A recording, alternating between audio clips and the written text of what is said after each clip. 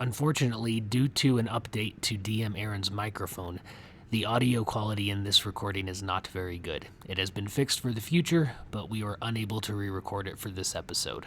So please bear with it, and hopefully you can watch the episode without too much interference. Thank you. Welcome to episode 5 of the One Shot Wonders, The Wizard's Wish.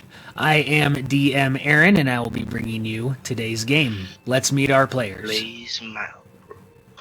Hey, I'm Chuck, and I'll be playing Uktar Patoa, a Goliath Eldritch Knight. I will.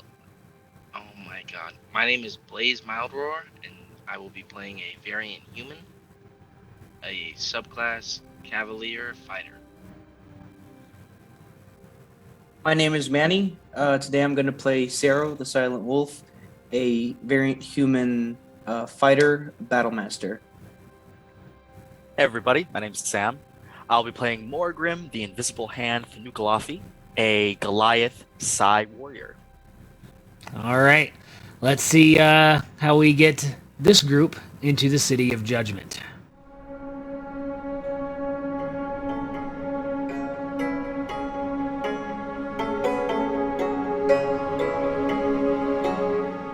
Greetings, everyone. Dungeon Master Aaron here, and I want to thank you for tuning in to the One Shot Wonders, the actual play show that is full of action, adventure, and everything you love about Dungeons and Dragons with safe language for families. This episode has depictions of fantasy combat and death. Now, sit back and enjoy as I add 4 new souls to the City of Judgment. Welcome back, everybody. So, here's the situation. You are walking back to the familiar forest northwest of Burdusk. You are at ease. You have been traveling for some time now and have completed many adventures, both in your own right and as part of this team. You've made friends in high places and have several benefactors that rely on you to obtain those hard-to-get items. You just finished one of those jobs. Retrieve the robes of a deceased wizard by the name of Orizon, who lives in Burdusk. He died of strange circumstances, and this job required more skullduggery than fighting. Your preferred method of conflict resolution, but you got the job done. You infiltrated the house, obtained a fine magic robe that had been on the back of a chair in the wizard's old study, and you now carry that robe in a bag as you bring it to your current patron, Strarik. Some call him Strarik the Old. You are but a few minutes from the door to Strarik's forest laboratory as the warm, humid air makes the walk only slightly uncomfortable. But as we discussed right before we started recording, maybe you're on horseback, but I'll leave that up to you.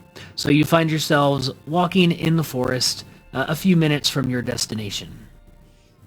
Morgrim has these somewhat comically small glasses on to pinch the nose, and he's just kind of nose deep in a book, kind of straying off the path, needing someone to kind of guide him back every now and then so he doesn't go off or run into a tree. But he is very much enjoying a book. And why don't you give us a more description of what exactly your character looks like? Oh yeah, so Morgrim, he is about... Oh, I forgot what height he was. He's about he's 8.5 feet tall. He is a heavy built figure. He's massive, so he's probably not the most dexterous of the bunch. He has a flowing black cape with a hood that he has over his head with a yellow trim. He has full plate greaves and leg armor and stuff with somewhat separated up top on the arms, torso, and upper body section. All of it's various bronze and yellowish gold armor sets, and he has 2 long swords kind of strapped on his back, kind of kilting up part of the cape, and he's covered in the known markings and birthmarks that Goliaths usually have on his face and on his torso and beyond. And yeah, and that's just Morgrim just kind of going about reading a book, just enjoying the peace and quiet. Okay, so are you walking and reading a book, or are you on horseback?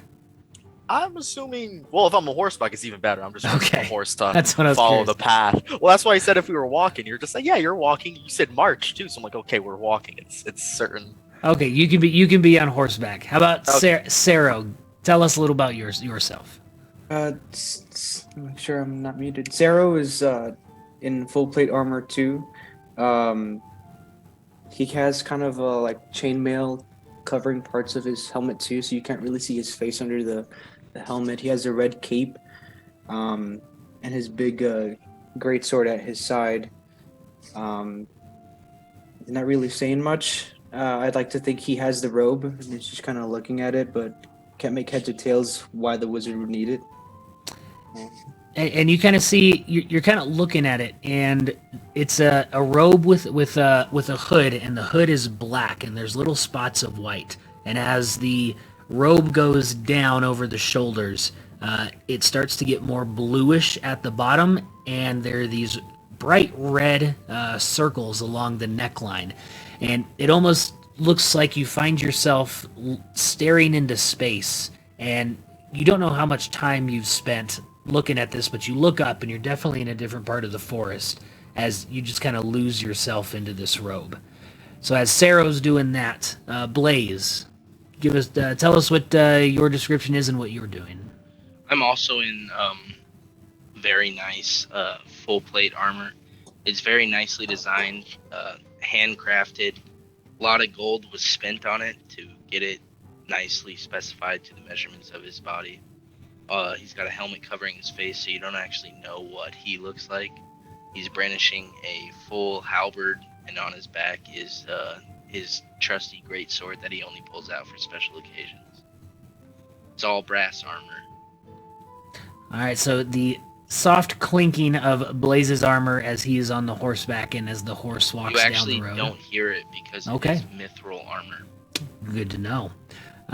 So just the slight shifting of the horse, or maybe the flatulence of Blaze's horse, is the only reason you would know he is there as he rides ahead of the group. And then finally, Uktar. Tar is a massive specimen, but he's not real familiar with being a Goliath per se, because he was found as a newborn on a battlefield and scooped up and taken as a prize of war. So he got raised up with a party that wasn't his people. So he was always an outcast. He wasn't allowed any tribal tattoos or anything like that because he was less than everybody else. So at 16, he was already topping 7 foot, so he ran away, went to the big city, joined the fighting pits and became a gladiator. Was quite successful at that. And once he could afford the adamantine armor and the fancy weapons and everything, the arena didn't really hold any more appeal. So he figured he'd get out in the big wide world out there, see what he can do for himself. So you find yourself going down the row, this row here of a nice wide trail that you're able to ride at least 2 abreast. But Blaze is kind of riding in the front a little bit. Morgrim and Uktar, you notice Sarah with just this blank stare as he stares at the cloth of this robe. And suddenly, Sarah, you come out of it, and Morgrim and Uktar, you kind of look at him. And it's right about that time that Morgrim, Sarah, and Uktar, you start to smell that flatulence of Blaze's horse as kind of these 2 things all happen at one time. Yeah, I really think that's Blaze. That's not that horse, I'm telling you. The stables were very clean. Did you know that they're making a new type of board game? It's all talked about in this book. Apparently it lets people live out the adventures that we do, but from the comfort of their tavern or home. It's quite interesting. It doesn't sound very fun. It's probably not. It's a lot of math and something about rolling of die. Apparently they're making more than just the regular die you see at crap Nice. games. Now you're talking, Brother Morgrim. Let's go find some dice. And Sarah, as they're having this conversation, you hear, just at the edge of your hearing, a Help! Did you hear that? What did you hear, Sarah? I'm gonna put the book away and like hands kind of be like on the swords, the way that, like on the swords on my back. Someone said help. Maybe in the None of forest? you heard anything else. Sarah, again, as you're kind of looking around, you hear, down here! What I see. You just look at the ground. You look down, you don't see anything. Margaret, worried, looks down at the floor as well. I stopped my horse. I'll have Hello? Wally take a look around. Okay, go ahead and make a perception check. Would I have noticed them stopping their horses? You would have noticed that something has changed, so yeah, you maybe only got a couple paces ahead. Okay. Nice. So I wasn't all that far ahead of them to begin with. Are we rolling perception right now, all of us? Wally gets a perception check of 20. Oh, make sure to be rolling with your Alright. bird stats, not your own stats, Chuck. Because the hawk might have an advantage. So, Uktar, you're using your own looking around. The forest is peaceful. The air is calm. Sarah, you look around and you get the sense that you didn't actually hear with your ears this. It's almost like it just came into your mind and your eyes are drawn back to this robe. Hello? You just kind of get this. Who are you talking to, Sarah? I bring like the robe up and like look at it, check its pockets. You check the pockets. You find a few pieces of old hard caramel candy inside that maybe this old wizard had once kept for a snack. But other than that, there's nothing in any pockets. It's nothing. And I keep the horse going. All right, so you continue on. Just around another bend, as you come around to the edge of the forest, you find yourself coming to the door of an old and kind of run down but still functional house in the middle of the wood. It appears undefended, but you know better. Your presence on the grounds, you know, has already alerted Starik. And you find yourself at the front door, prepared to dismount and hitch your horses before you head up the stairs to the front door. You hear that voice anymore, Sarah? No. Must have Before been my mind. Excuse me, go ahead. I was just gonna say, No, before we hitch please. our horses, can I ride around the building, see if there's anything weird going on? Give me a... let's go with just a general wisdom check. I see how you are. You know that's one of the ones I don't. I got a 12. So you're pretty sure you know all the traps the wizard has placed on this area to not only keep people out, but to keep the things he's working on in. So you're pretty sure you could ride around the outside, but you've been gone a little while. Something new might be out there. So riding around might or might not be a great idea. It's up to you. Can I check as he's doing that? Just because it's. We've been here before, correct? Like Yes. this house. Okay, and it's usually just like this. Nothing seems out of the ordinary. Give me an insight check. Dang it. I too. My character's so min-maxed on the character sheet, it makes me sick. that didn't even roll. 16. Looking around, it looks like every other time you've been here. You don't notice any broken windows or see anything that gives you kind of that sixth sense of something's wrong. It seems pretty regular. I unmount and hitch my horse. Same. We shouldn't keep a benefactor waiting. And we need to get this knocked out. I can just hear an ale and a hearty bard calling to us already. Do you want one now? Which one? I take out a tankard and I say command word, and you just see and hear this like rushing of liquid as the top starts foaming over, and I just hand you a Wait. Your command word is command word? Yes. I say a command word. Fine. Drink. How's that? Okay. Blessings. And I'll let you have that using my tankard of the drunkard. All right, and remind us and our listeners what that does. Tankard, not tankard of the drunkard. Tankard of plenty. It's basically I speak command word, which in this case is drink, because I was rushed by someone. And yeah, as I grasp the handle, and it fills the tankard with 3 pints of rich dwarven ale, and I can do that 3 times a day.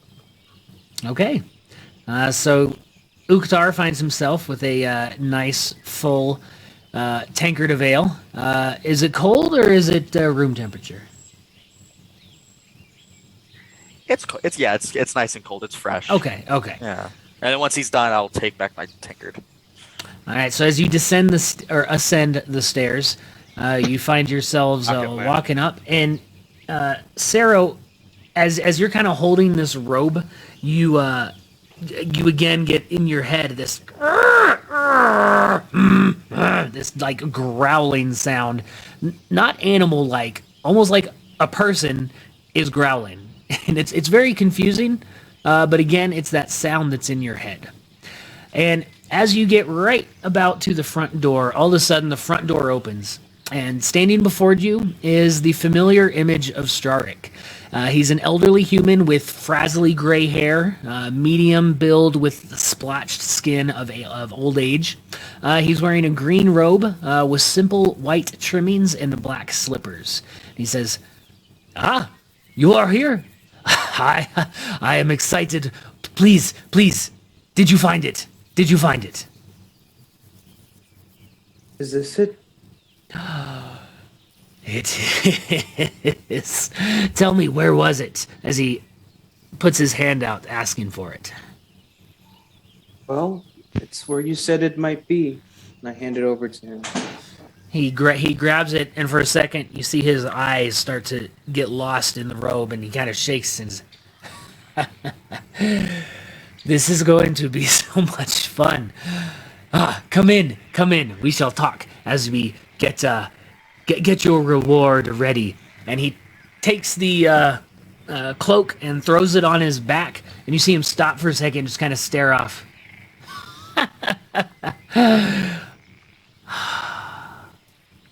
And he looks back at you, kind of coming back to his... Do you have any idea what happened to Orizen?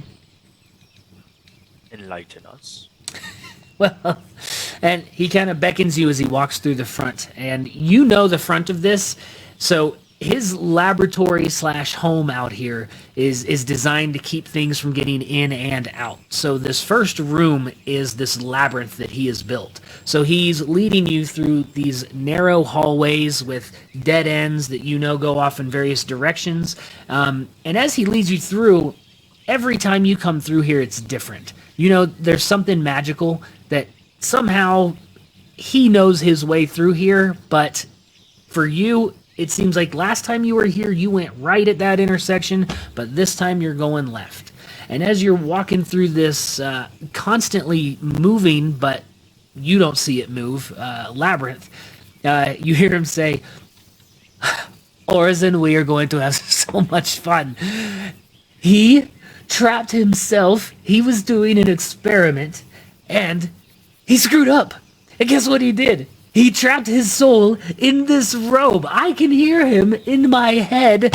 He hates me so much right now. I am loving this." He stops. What were you going to say? Oh, I believe that was happening with our friend Zero here. He was hearing voices on the road, but Yes, not he's one for words. He said he was trying to get you to turn around and put the robe on so he could talk to you. It seems he used quite a bit of energy to do it without you putting the robe on, so he's a little exhausted. But Orzin, we're going to have a grand time. Now, come with me, and he leads you. I'm gonna insight check that. Okay, go ahead. Like, and in the terms of like insight check, like why this guy would be worried. Actually, before that, what's the mage's soul who's trapped within the robe? What's his name again? Orzin? Orzin, yes. Does that name ring a bell or is familiar? From like what I've read. You know that Strarik sent you to Orzin's residence in Burdusk to go and try and find him and retrieve some of his belongings after he had everyone thinks he died, but in this case, turns out he mysteriously disappeared. And one of the things you're able to find in his study was this cloak of his, and that's one of the things you grabbed. Okay, still gonna insight check that. I was Okay. wondering if I could do like a history check to maybe see if they were enemies or Okay. if he had rivals, but insight it is. 4. You only know what Strarik told you when he gave you the job, and you got the sense that, well, they weren't necessarily enemies. They were definitely competitors of some kind. There might have been some personal grudges and not just a professional rivalry, but you didn't really get that far into it. Fair enough. Okay, follow him in. Okay, so you follow him inside, and you get into the main area of this house, and you come upon kind of this grand foyer. There's a table in the middle. The room here is about 50 by 50, and there's a door on each wall. You just came into one, and it's very fine marble flooring. The walls have draperies and tapestries on them that are very while not something you would find in a royalty hall. Some things appear to be maybe a little worn and tattered and personal to Strarik, and others maybe something he just picked up at the market. But regardless, it's fanciful without being too flashy. But you come into this room, and he says, "All right, well, you, my friends, have gotten me what I asked for. Now, you remember what I promised you, yes?" Wish. Read. Ah, the wish. That is right. Now, I bet you are wondering how I was going to get you this wish. Had you thought about it at all? Are we going to have to fight some type of djinn? Well, there may be a djinn involved, because it just so happens... Are you familiar with the different kinds of djinn? Am I? Make a... Let's see. Let's do an Arcana check. Okay.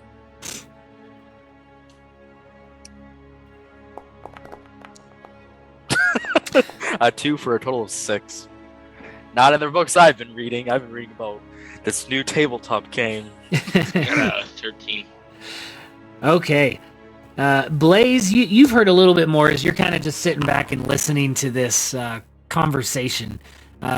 You are aware that there are different kinds of djinn. There's djinn that kind of are known to float in the air and be associated with the clouds. There's those that are associated with the plane of fire. There are those that are associated with the earth, with water. They're very elemental in nature. Each of them, though, you do know, pretty much consider themselves above those here on the mortal plane, but can be coerced into granting different boons, and each of them require or prefer different things. You know you know for sure that the ones from fire, they don't put up with anything, and it would be very hard to get a favor from the genies from the plane of fire. The genies that float in the air and are from the clouds, that's most likely, and then some of the others can be persuaded, but you have to be really good at persuasion in order to grant that. So that's about what Blaze knows about the genies in general.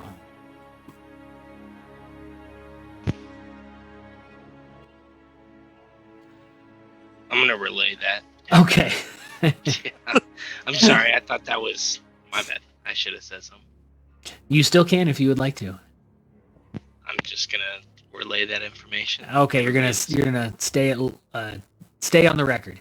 So Okay. which Jin are we going to have to persuade and fight? Not the fires, preferably.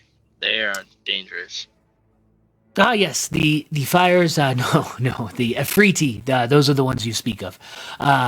No, if they were here, that would be under a very, very, very lock and key, because they want to enslave everybody and probably kill all of us too. So definitely not that. But what I have managed is just slightly less evil, we'll say. Have you ever heard of the Tao? No, I'm sure you haven't. The Tao is the genie that is associated with the plane of Earth. Well, it just so happens I came upon a large stash of jewels in some of my research, and maybe I was able to create a large amount of these. Well, that drew the attention of one of these Tao, and he came into my laboratory. And he thought he could take what was not rightfully his. And you, my friends, know that I have this place well defended. And I managed to trap him in a large crystal. And I've been able to speak with him. And I promised him if he were to grant me some of his magical power, and he has told me that he can grant a wish just like his brethren that do the same thing. So it is a very powerful spell. We will only get it once, but then, he said, once that is done, I shall give him the gems, and he will be free to leave, and there will be no more for us to worry about. So, that is how I, Strarik, can grant you this. So, the question remains... So we've already gotten you this robe. That's right. And now you're giving us another quest to get the actual spell. No, he is going to grant it to you, and so I am using the gems that I told you about he's going to fulfill his part of the bargain and give you the wish. The only catch is we only have one wish, and it is between the four of you to decide what that wish is going to be.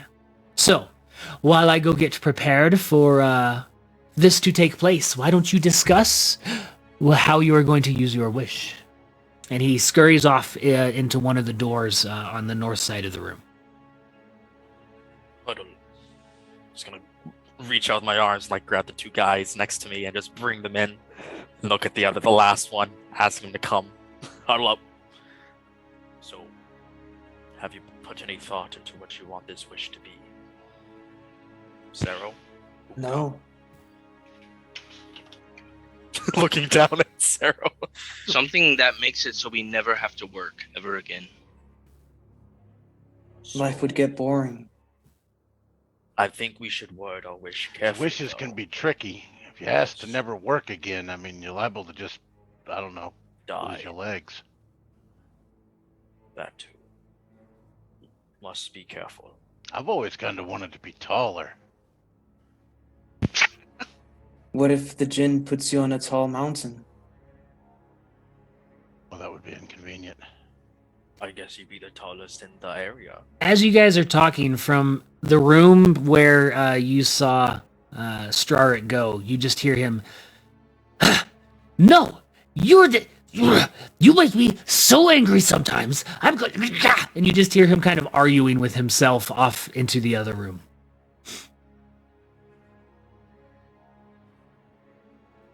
Is the door closed? Is it just an open door to that room, or? It's closed, but you can hear he's not too far on the other side of it, and his voice is pretty loud as he's just kind of yelling. He's, "Orison, I don't know why you make me." And you just hear that it's almost like you can imagine, especially Sero, the grunts you heard. They're almost in like a grunt fight, going back and forth, just being angry with each other. Morgrim, have you thought about what you want to wish for?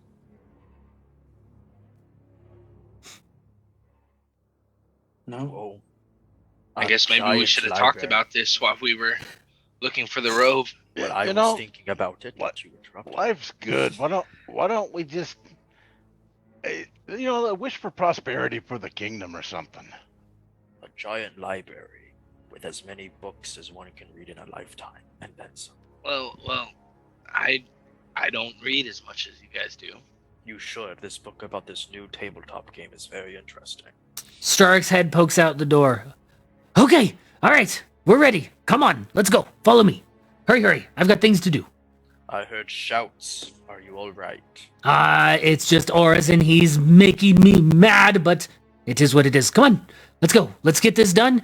Get you guys your wish. You can go, and I can get back to my studies. And, hopefully take this... I should probably take this robe off now, but I'll deal with that later. I need to secure it. Anyway, come on. And he, beckons you towards the, door, and you see his head disappear as the door slams Maybe closed. we could ask him to make us stronger. I say to the group as we walk in. Like, is that a possibility he could do for us? It. Huh? Nothing. Just keeps walking. Okay, so you start to walk towards this this door, and you open it up. And as you open the door, you find yourself in about the same size chamber, except it's very much longer. So about a 50 foot wide room, and about 100 back. And situated kind of in the back 2/3 of this, you see this large blue crystal that is pulsating with energy. And you can see inside of this crystal, you see this dark-skinned genie with this pulled black hair, about 12 feet tall, that is just in there. And you can see the muscles kind of tensing. The facial features are changing, but it can't move. You see it has this big maul down to its side as if it was trying to use it right before it was trapped. But this crystal of this magical energy surrounding the genie kind of keeps the genie in place. You see next to that, you see this large pile of gems. You see rubies, emeralds, diamonds, maybe about 3 feet high by 4 feet wide. That appears to be how Straric is planning to pay the genie. But he looks back at you. He's standing next to him, and you are just entering the room. And as you do, you start to walk up, and you see Straric flail his arms and say, Horizon, I'll talk to you later. And he starts to pull his arm, sorry, there's no sleeves on it. He starts to pull the cape off. And as he does, you see this wave of energy pulse out in all directions from the robe. The large crystal surrounding the genie begins to crack. And before anyone can react, the arms burst out of these crystal fragments, shatter in all directions, and dissipate. You instinctually bring your hands up to cover your eyes from the flying debris as the genie begins speaking with sounds like rocks falling down a rocky slope. Straric looks at you. Don't worry, my defenses should kick in right about now. And as he finishes the sentence, you feel as if the floor has suddenly dropped out from underneath you, and you fall down into a dark cavern. As you land, you see Straric poke his head through the floor and say, Sorry, my defense only recognized me. And you notice his eyes are closed as he speaks to you. I'll deal with that troublesome genie. If I die, killing the genie is the only way to get out of here. Otherwise, you and everything here is trapped inside. You're gonna have to go through the Arboretum and meet me in the maze. Okay. And his head disappears through the glass ceiling. I'll bring you to a new map. Uh-oh. You are in a dark place, so you all have black right now. What I would like everybody to do is go ahead and give... so as you fall, I know some of you have some abilities. Do you do anything in the few seconds of you falling through this floor? I would use my wing boots to not hit the ground. Okay. How about Morgrim? What would you do? Sorry, Well, can I as- do that and try to catch somebody? Would that be possible? Like try to maybe grab somebody so they don't hit the ground. Let me see what the others are doing, and we'll kind of go from there. Okay. What would Morgrim do as he's falling into darkness? Pull out my moon-touched longsword, start lighting up the area a bit. Okay. And then let's see. But do you have anything as far as falling and reducing any fall, or is it just going to be a straight deck save? I'm definitely going to be a straight dex save, I'll tell you what. Okay. Yeah, I'm just trying to find the name of the ability. Okay, and actually, instead of a deck save, we'll do either an athletics or acrobatics check. I'll let you choose. How about Sarah? Do you have anything for falling? No. Okay, and how about Uktar? No. I have a massive amount of weight. I fall with authority. Okay, so I'm gonna superhero land it. okay, so everybody except for Morgrim, give me a athletics or acrobatics check to see how we land here. Yeah, don't you mean Blaze? Because he has the flying boots. No, but yeah, Blaze doesn't need to. Yeah. Oh, okay. Okay, you I wanted said to more. leave Oh, that I out. said Morgrim. I'm sorry. Yes, I meant Blaze. Yeah, like basically as I'm going, I'm just gonna draw the swords out and then like superhero land with the knee in the ground, hopefully So I gracefully. can't try to catch somebody. Uktar rolls a 24. I couldn't try to catch Zero. So what we're gonna do is I'm gonna let Foundry Athletics? decide where everybody is. So I'm going to drop your tokens in, and Blaze, depending on where your token ends up, if you are within 10 feet of another character, you will be able to help them. So let's see what happens here. 19 athletics for Morgrim on that fall. Oh, okay. Well, that's how it does it. So, Oh, Morgrim. And then who had the longsword? Morgrim. All right, Morgrim did. So, what's Okay. your illumination on that?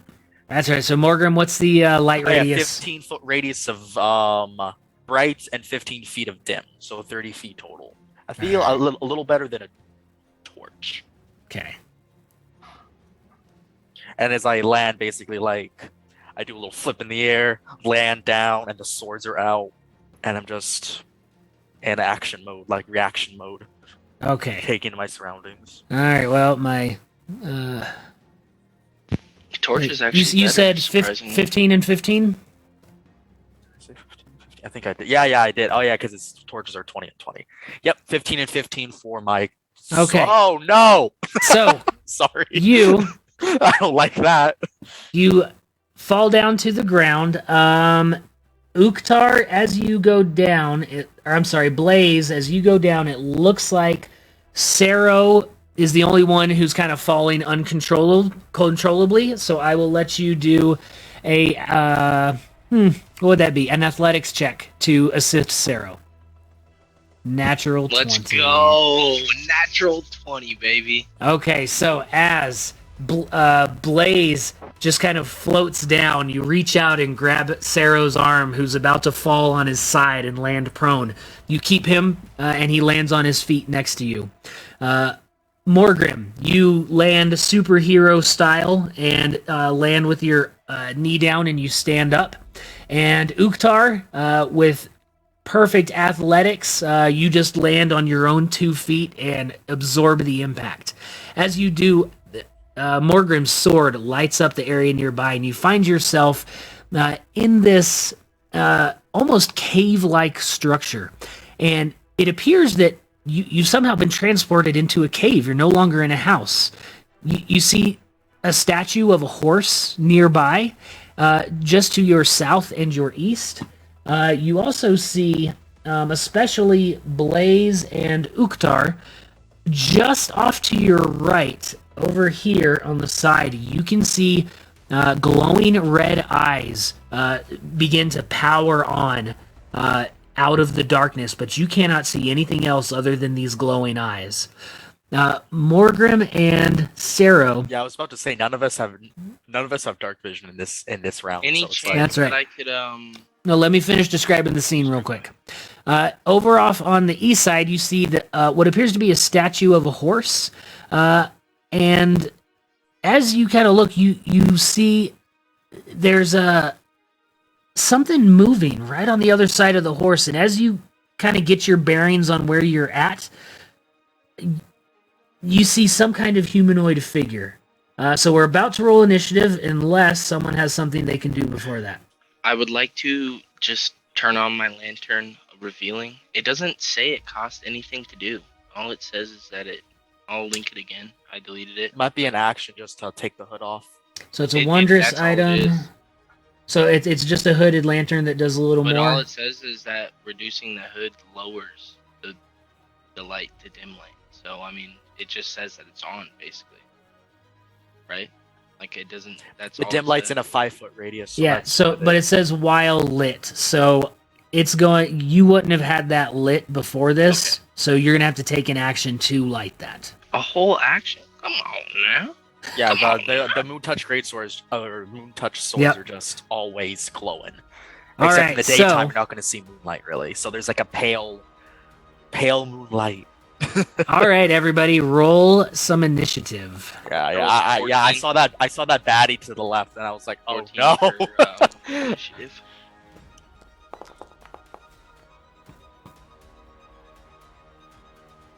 And for initiative, of course, I roll a 6 total.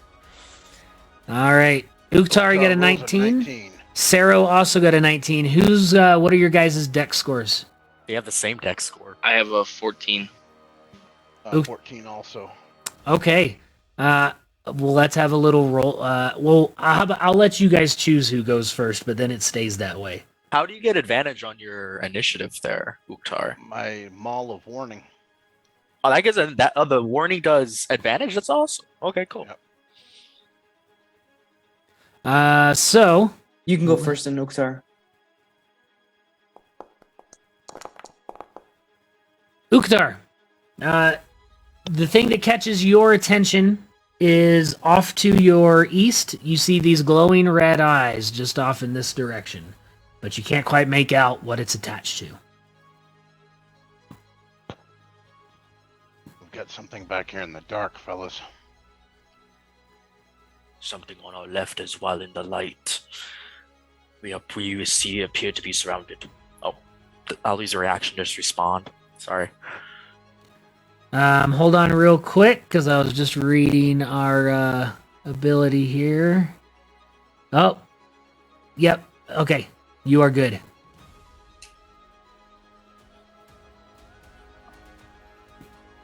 All right, Uktar, what you doing? Oh, that's a really good question. Uktar is going to move over here. As you attack. get to right here, you notice there's a creature right over here, and as you do, your eyes just lock onto. Actually, hold on. Let me see. Let me make sure I'm reading this right.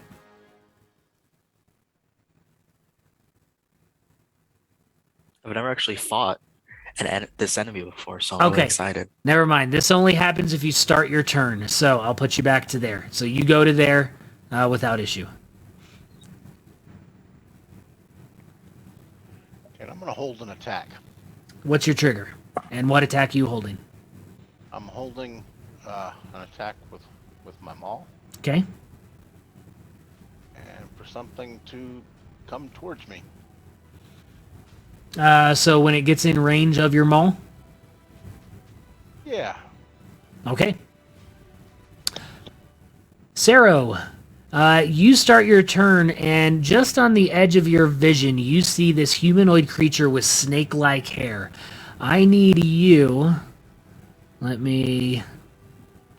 There we go. Make a DC 14 Constitution saving throw for me. Ah! Yes.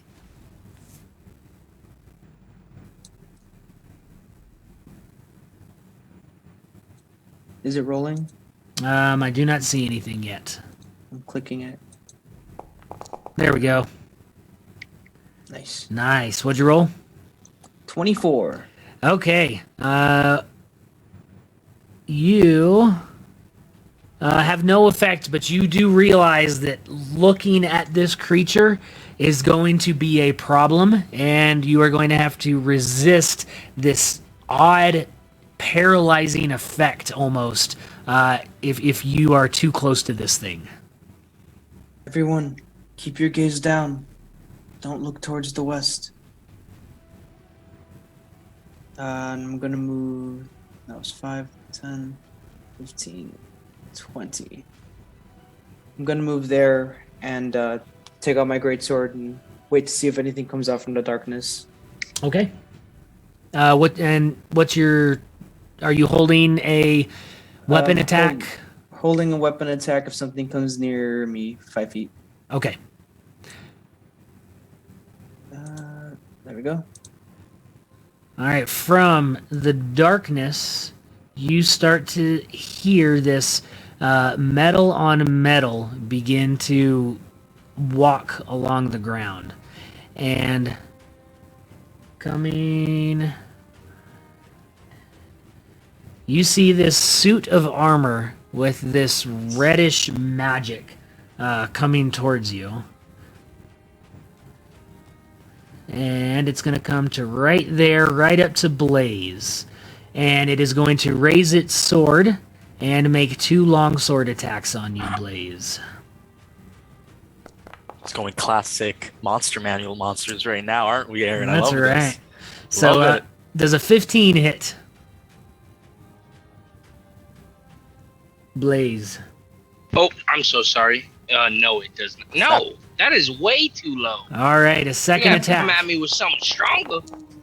Oh, you asked for all it. right. Is that strong enough, son? Huh? Natural 20. I So regret what I said. you take 14 slashing damage. All right, hold up. Before Okay. Before I do that, there's 20 let me million things make I can sure, do right now. though. Yeah. Yeah, everyone, this is a good time in this downtime to check your character sheets for everything your character can do. I don't have anything cool at the moment. Okay. So 14 slashing damage. And does your character have? You just have a great sword, is that right? I have a halberd. A halberd. Okay. But no shield. No. Okay. So Actually, before we do that, I'm going to use a reaction. As this blade comes swinging at my friend, I am going to use protective field on that. And what does that do? So basically, as the sword goes to strike, you kind of see as if the air is something's acting against the sword to lessen its blow. So as you go, Morgan's eyes just kind of go to him, and there's a little flick of his fingers as the blade kind of stops mid-impact and gets braced a bit, reducing the damage by 6. Excellent. Yep, so that triggers after someone takes damage, so you reduce that. So the first attack, you see Blaze just see this suit of armor with glowing red come out of the darkness. He takes his halberd and blocks it. The second attack comes in, and right as it's about to hit a critical point on Blaze Morgrim, you send out this energy, and you see the blade shake a little bit as it affects the arm of the creature, taking a little bit less damage. That's really cool, actually.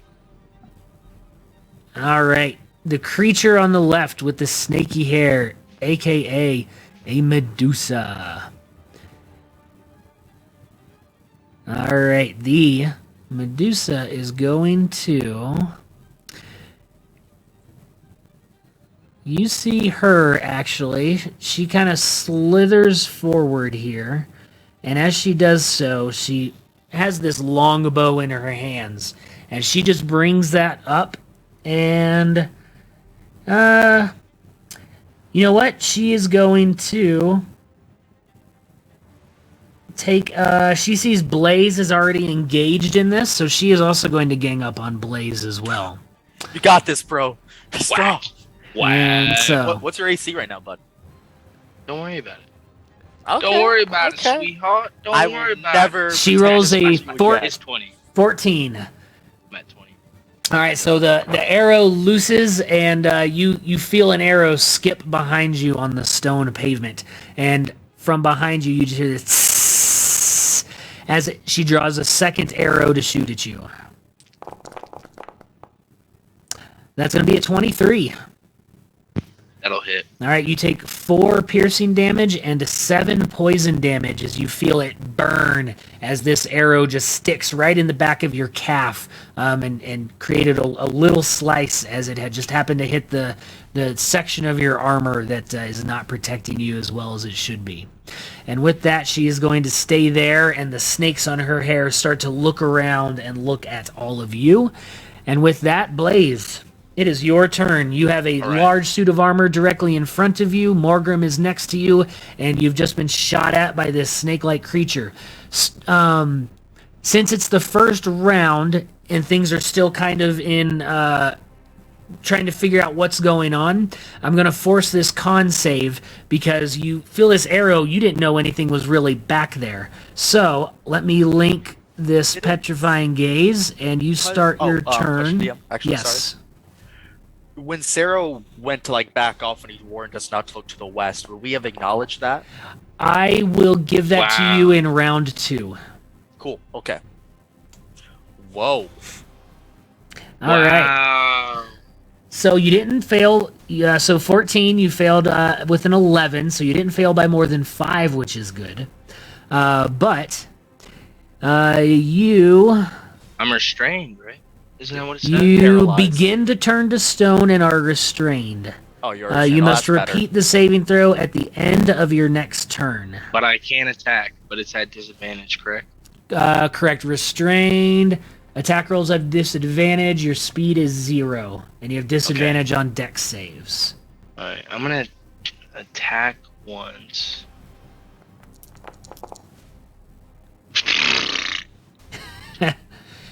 As you go to swing with your halberd, Morgrim, who's get a little distracted himself, keeps his energy shield up, and it just blocks your own weapon attack against the suit of armor. Second attack, and then... Okay. Does a 17 hit? 17. You slam your halberd right into the side, and as you see, you just put a little dent in the armor, but it doesn't appear to have affected anything. Alright, and then my bonus attack with Polearm Master as I come with a backswing. Same thing. You come around, you hit the other side as it brings its sword and blocks your halberd off to the side. That'll be my turn. All right, stepping out of the darkness here. Coming towards Sero. Sero, that's going to trigger your held action. That is a 23 for 12 damage. A 23 is going to hit. Tell me what that looks like. See it coming out from the darkness, ready, and pierce it instead of slash it.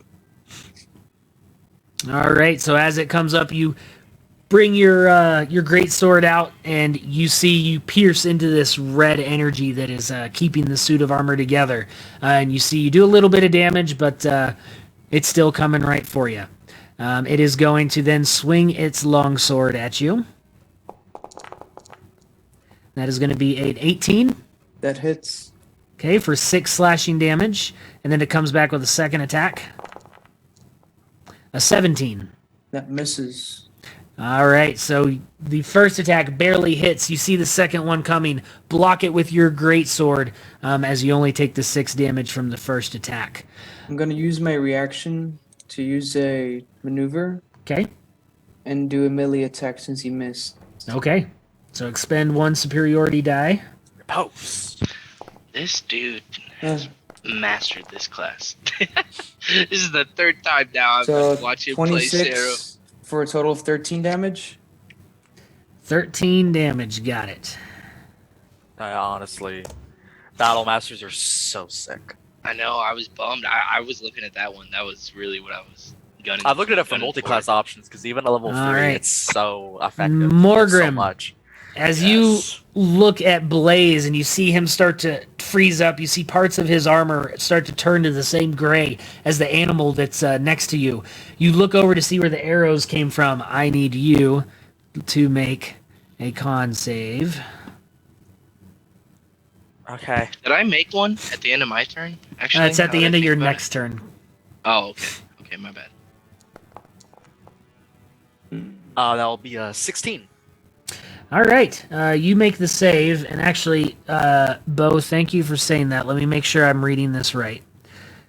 So a creature that fails the save begins to turn to stone and is restrained. The restrained creature must repeat the saving throw at the end of its next turn. So I'm Because I reading. rolled it and then I went. Yeah, you rolled it at the beginning of your turn. This then says repeat I the see. saving throw at the Okay. end of your next turn. So that's how I'm Yeah. ruling it. Okay. The first roll was to see if you resist the restrain. Yeah. I see. The second one's the one where you have to succeed or you're All done. right. Yep. I'm just looking for loopholes. I'm sorry. No, you're good. It'll All right, be hard Morgan, to you find a make loophole when you a statue. So you make the save as you resist the urge to stare into this creature's eyes. okay. So as I do, and I'm looking down, I see the horse. Is the horse like you said? It's a statue of a horse. Is it like a statue bust, or is it kind of like loosely on the ground? That's important. It is so it's not it's kind of what's here on the map. It is a full-grown horse that either somebody carved or you're getting the feeling that this creature maybe turned it to stone. Okay. In that case, so I'm assuming it's then loose. It's not like in the ground. It's like kind of like sitting on top of the ground. Yes. Excellent. So seeing as this thing is like trying to attack us, in his left hand, he's just gonna go reverse grip on his long sword, just like quickly like swing it around. And then seeing the horse, he's just gonna like reach up and rip it down. And with telekinetic movement, I'm gonna topple the horse on top of the Medusa.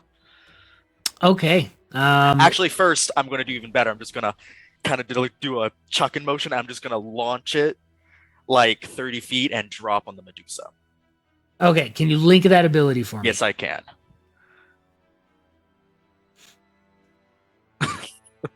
Okay, good.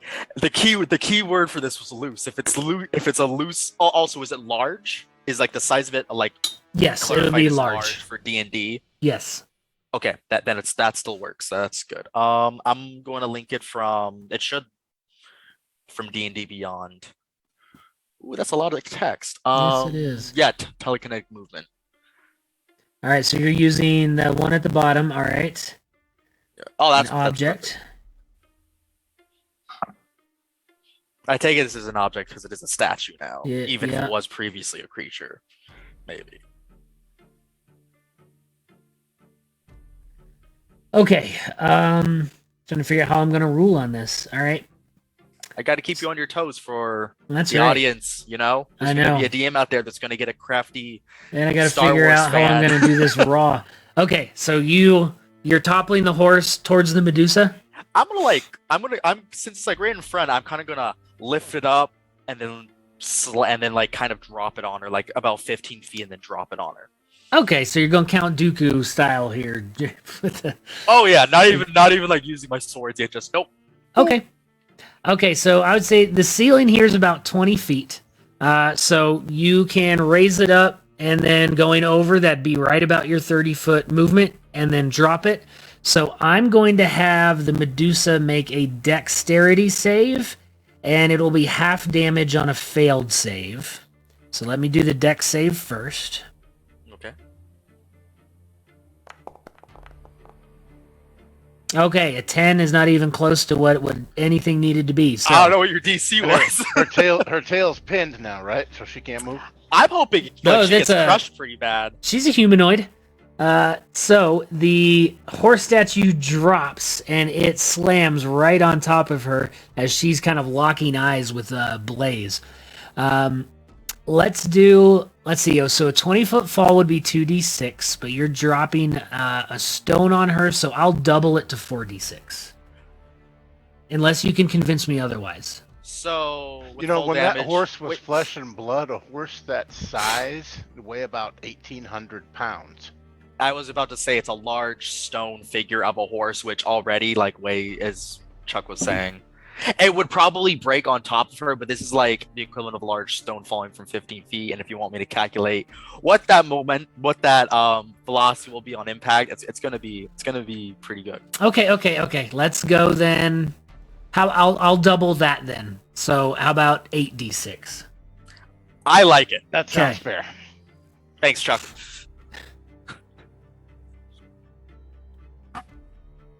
Oh, you want me to roll? Okay. Yeah, I'll let you roll.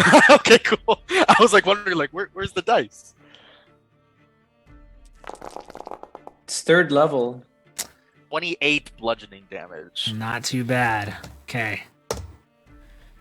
All right, so you see, and I can't. The horse in the pit. I was not expecting that, so the horse in the picture is part of the map.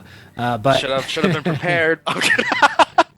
so here, what I can do is drop that wall that was there because that'd be great. no longer exists. Okay. Yeah, I was thinking like that's a giant. That's huge. Okay, and you know what? She failed that, so I'm also going to make her prone.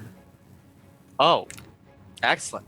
In that case, as the dust settles, you just see like as the dust cloud, like Morgan just goes thrusting through it, like at the downed Medusa, and action surging. I'm going to then lay in 3 attacks with my 2 swords with advantage as she's prone.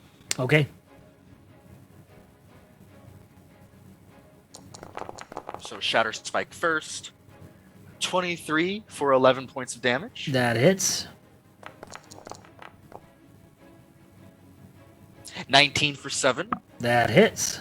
And then Moon Touched Longsword for the bonus action. You get the bonus action as part of your action surge? I mean, I never no, spent action. my... Never mind. Yeah. You're right. I never spent my bonus action. Okay. So the first action was doing telekinetic movement. Okay, And then I action surge to get a second action so I could get my 2 attacks off. got it. And then bonus action, extra attack because dual Right. weapon fighting. And the dual wielder feat, so I'm able to have 2 long swords instead of short swords or something. Okay. And yeah, so 24 for 5 slashing. Okay, I got all that there. With that, you see some of the snakes that were in her hair are now lying dead and severed from her head as she starts to try and get some of these chunks of now horse that were on top of her off as you stab her. And then at the end, I'm like, Uktar, with me. And that'll be my turn. All right. Uktar, at this point, you know looking at this creature is going to cause a problem. So you do have the option to avert your gaze. As you do, though, you're going to take disadvantage on any attacks. But she's prone, so then that will even out to a regular. This pub over in the Bray last summer. I seen this bard perform a crazy show where he went nuts on vegetables of all things. He called himself Sir Gallagher. And that's what we're gonna do right here.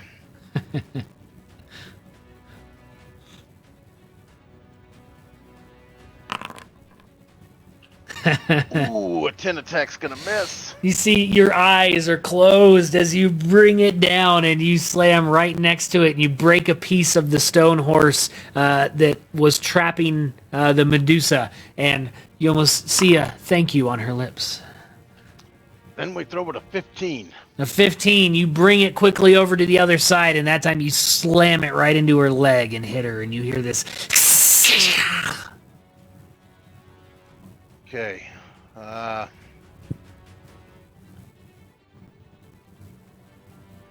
Oh, this feels really early, but I'm gonna action surge, Okay. and then I I can did use too, great Matt. weapon mastery with that, right? You can. Great Weapon Master can be applied to every attack roll. You just got to announce it before. Okay, I- well, we're gonna do that Me, right here. I do it every Okay. time. We get it. You 22, play a yes, barbarian. That's, with it. 17 Oh. to hit for 23 damage. But Great Weapon Believe it. Master is a -5 to your attack, right? Right, yeah, that makes it a 17 to hit. Okay, 17 still hits. 23 damage. 23? Okay. Yeah, it's Yeah. plus 10. Yep. All right, with that second one, you slam right into her, hitting her other leg, and you hear you think bones, but it maybe feels more like cartilage, just kind of, and you just. Your action surge, so you should get a second attack, right? Yeah. Or you already did your 2? Nope, you got one more. Okay, so we'll 15 to hit for 14. Okay, that wasn't Great Weapon Master? No, I didn't call in advance. You did not. Okay, and a 15 is what you needed to hit. So that is another 14 damage as you slam into her, and she is not looking good. As you see the bottom part of her body that you're at is starting to look twisted up and mangled. Okay, good. And that is our turn. All right. Saro, you are just at the edge of where you would normally have to make this roll, but I would say with, you know what, we're playing rules as written, so you have the option to avert your gaze for any attacks, and all your attacks are disadvantaged, or you can roll against that petrifying gaze ability. What would you like to do? May I offer I'll a roll counterpoint? again. Wait. Can I offer a counterpoint to this? Sure.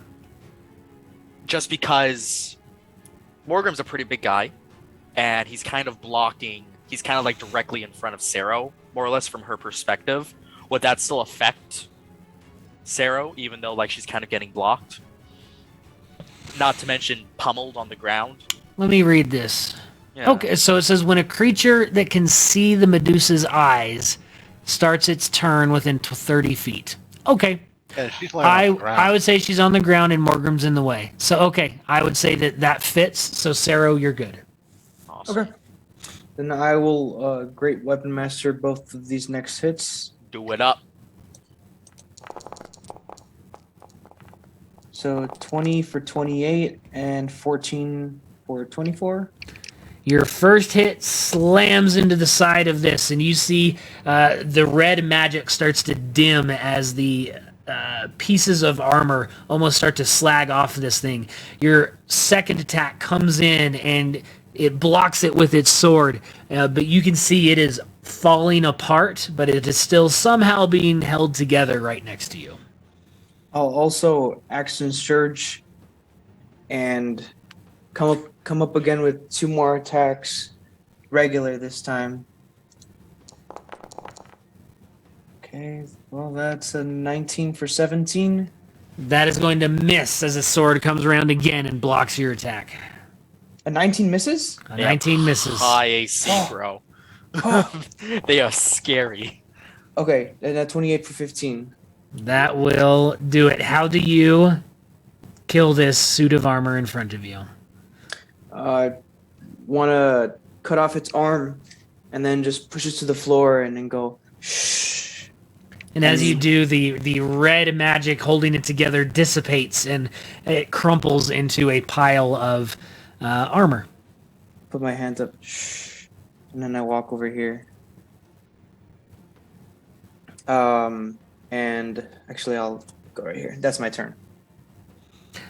Alrighty. So this one is going to...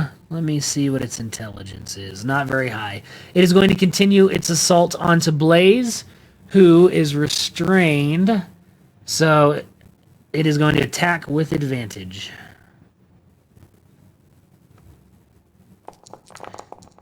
That is going to be a 20 to hit.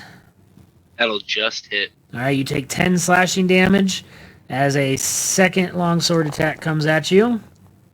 That's a 24 to hit for 6 slashing damage. That'll hit. And seeing it is getting obviously flanked, it's going to just move up a little bit, but not grant any attacks of opportunity. And then that will bring us to the Medusa's turn. The Medusa is going to stand up using half its movement. And you hear it just hiss as it the longbow was knocked out of its hands, and you see it pull out this short sword from underneath its robes, and it is going to. Let's see, And Uktar, you were the last to hit it with that. Let's see. Let me see if she can use this. If anything, that short bow is definitely broken. Yes. All right. So it's going to pull out its short sword, and it is going to attack Uktar, because you're the one that just hit it last. That is going to be a 17 to hit. 17 will miss. All right, second attack. Natural 19 for 24. And That will hit. I rolled terribly, so you take a whopping 3 piercing damage. And then you see the few remaining snakes in her hair stretch out and try and bite you. Oh, that's pretty cool. And a 12 is going to miss. That is some serious poison damage. As the snakes just swing by and bite onto your armor, and you see this green poison from where their fangs hit start to run down the side of your armor. Let's see. She knows she's in trouble, but there's nowhere to really run to. So she's just going to make a stand. Uktar, are you just testing things? Sorry about that. I clicked on the Okay. icon instead of the text. All right. Blaze, you are restrained, and at the end of your turn is when you do your last saves, but you still have your normal Okay. turn for now. I would like to attack the creature in front of me. Okay? I'm not getting advantage, right? We're just doing raw. Correct. Rough.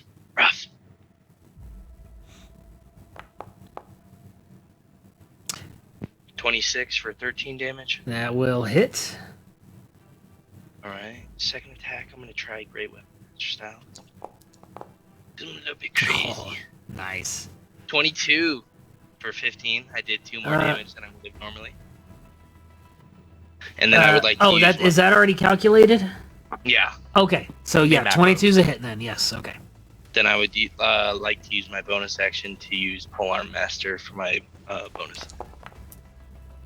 Ooh, max damage. 24 for 8. Very nice. All 3 of those hit into that helmed horror as you slice, and you can see where the magic pieces of it are, and the red starts to dissipate right in the places where you struck. And that'll be the end of my turn. All right, Morgrim, it is... Oh, wait. End of your turn. You need to make Yeah, good call. Con save. a con save. So you need a DC 14 Constitution save. I'm gonna use. Oh, phew. 16. I was about to be like, are we gonna lose someone like not even an hour in? Oh, jeez. Okay, so let me make sure what happens. Good job. Good job. He's not stone. He's not petrified. Yep, ending the effect on a success. Okay, so you are no longer restrained as you shake off the effects that were causing you to freeze up. All right, Morgrim, your turn. I know I've asked this a bunch of times, but I keep forgetting. When raw, there is no such thing as like draw a line through the character type flanking, right? There's none of that. Not only if we were using that specific flanking rule, which we did not announce that we were.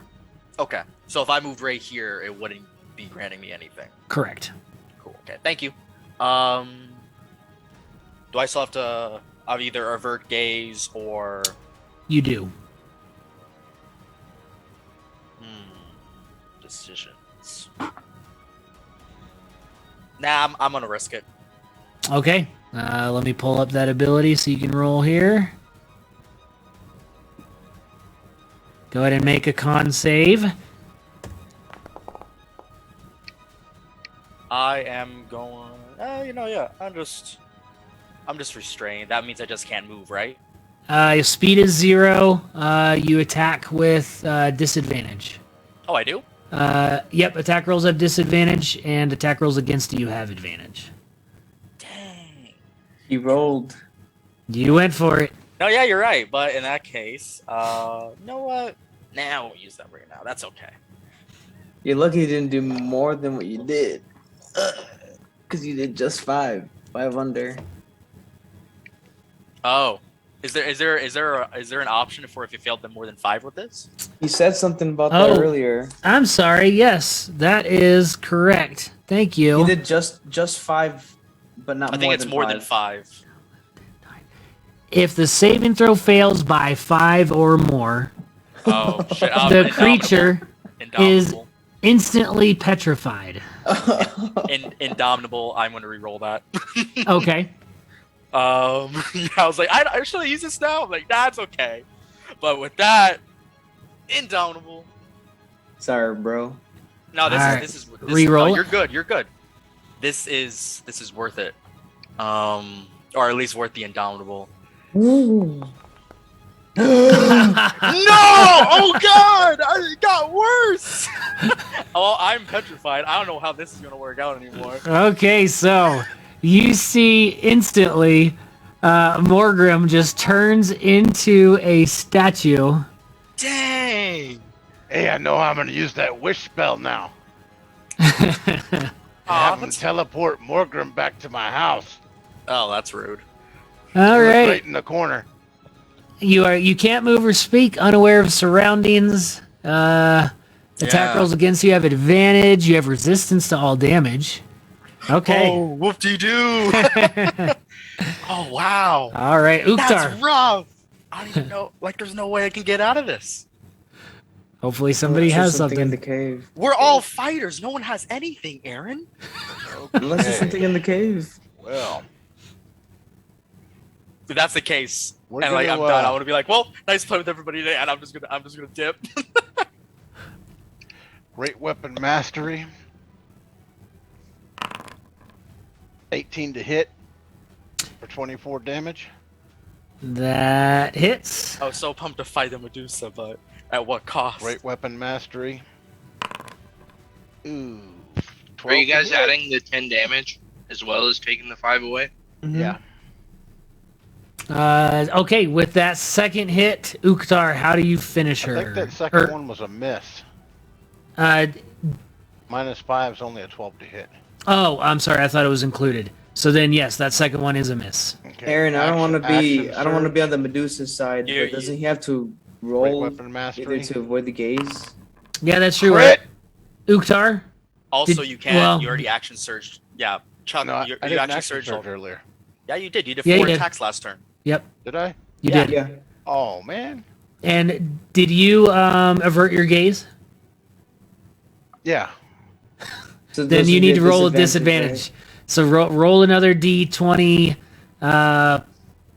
plus 4 for your first attack.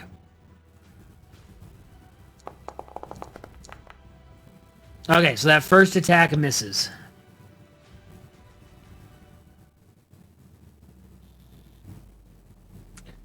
Sorry, Nope. I'm actually on the Medusa side.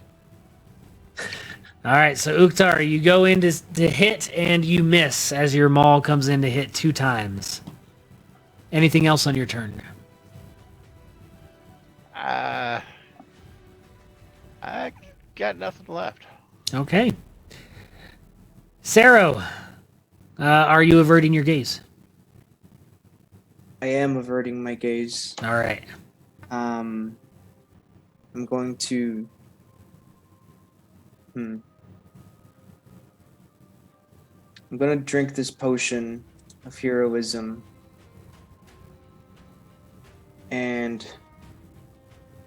I'm going to move this way. All right, so you gain 10 temporary hit points and you're under the effect of the bless spell. 15. I'm gonna move away from his reach. Okay, so Take an that'll grant. opportunity. Yep. So the helmed horror swings a 14. Mm-mm. Okay, it misses as you dash by it.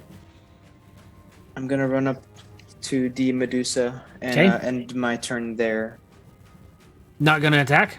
Or no, you I took the used- potion. Yep. Mm-hmm. All right. All right.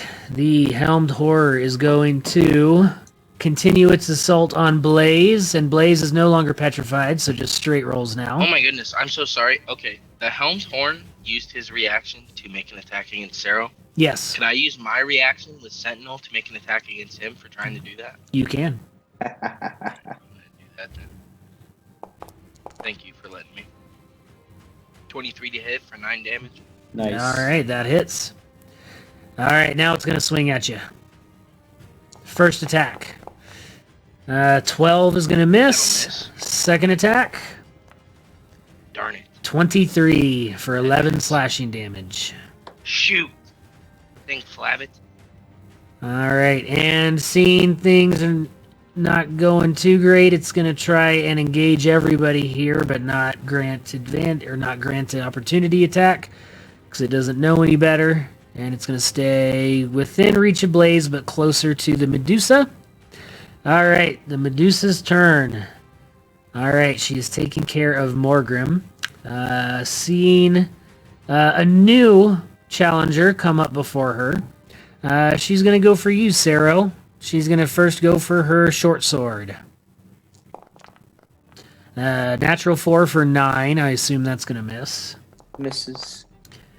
Oh, a natural 1. And I'll use my reaction to do a riposte and hit her back. Okay. Okay, nice. A 5. Woohoo! Nice. So 25 for 17 damage. Very nice. You strike back at her as she is still standing, but you can see there's blood, and this almost acidic, dark green blood is coming out of wounds on her torso and her legs. You know what? That should have been a disadvantage, right? Even though it's a reaction? Yes. Let's do it again. Okay. So just roll your d20 plus, what, 10? Oh, that was even better. So you're still good. Okay, cool. All right.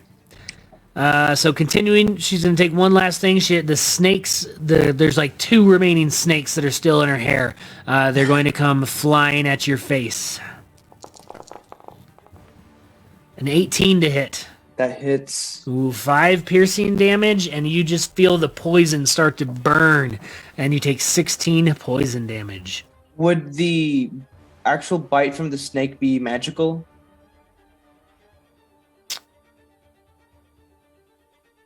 For what purpose?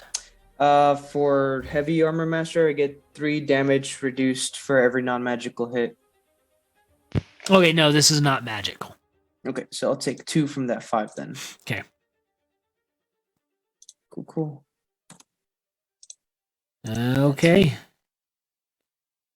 That's going to bring us back to Blaze. All right. Are you averting your seeing this- gaze? Oh, sorry. What? Are you going to avert your gaze? If I turn to my left, it's after her turn. Would that be turning my gaze towards her if I turn towards this guy? No, but you have to announce if you're keeping your gaze down, kind of so you're not even looking in her direction. Well, I wouldn't in the slightest if I was to, like, turn that way, if you think about it. True, but how this ability is written is if you can see her eyes and you're within 30 feet at the start of your turn, you have to declare if you're averting your gaze or I would not. be able to see her eyes, but I wouldn't be looking at them. I would be striking straight into this dude right here. I understand, but the way this rule is written is if you're within 30 feet and you can see her eyes. So you have the ability to see. Spoken like a true officer. All right.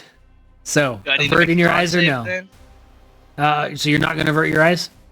Well, I would be averting my eyes, but does that take my whole action then? No, that just means you attack with disadvantage.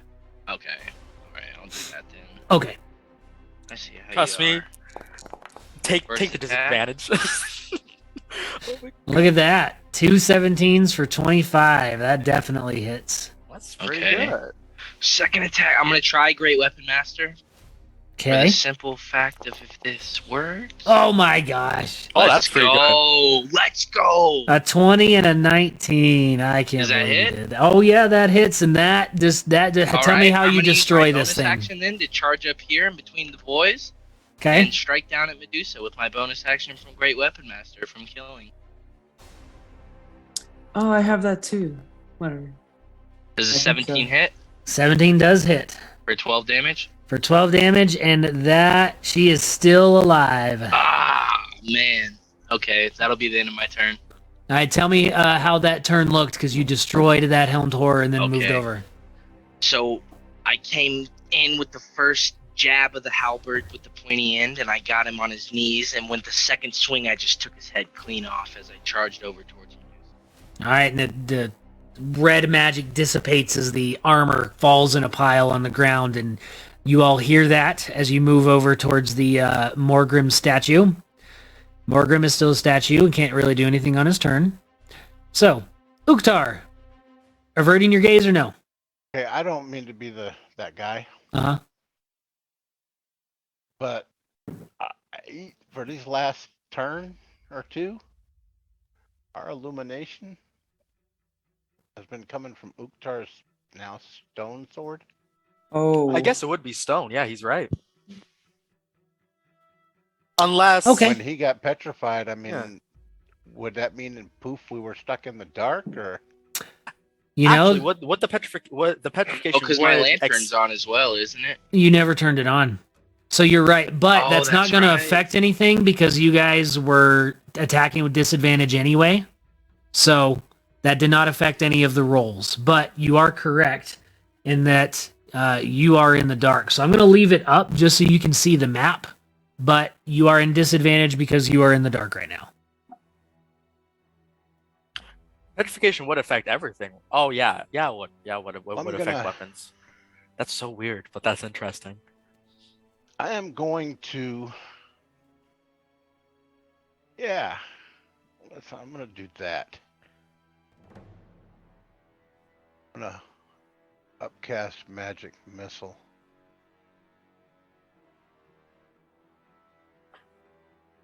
Okay, to what level? Well, only the second, but I can't. How about I don't do that? I'll just cast it normal. Okay. On the Medusa. Okay. No. Do that.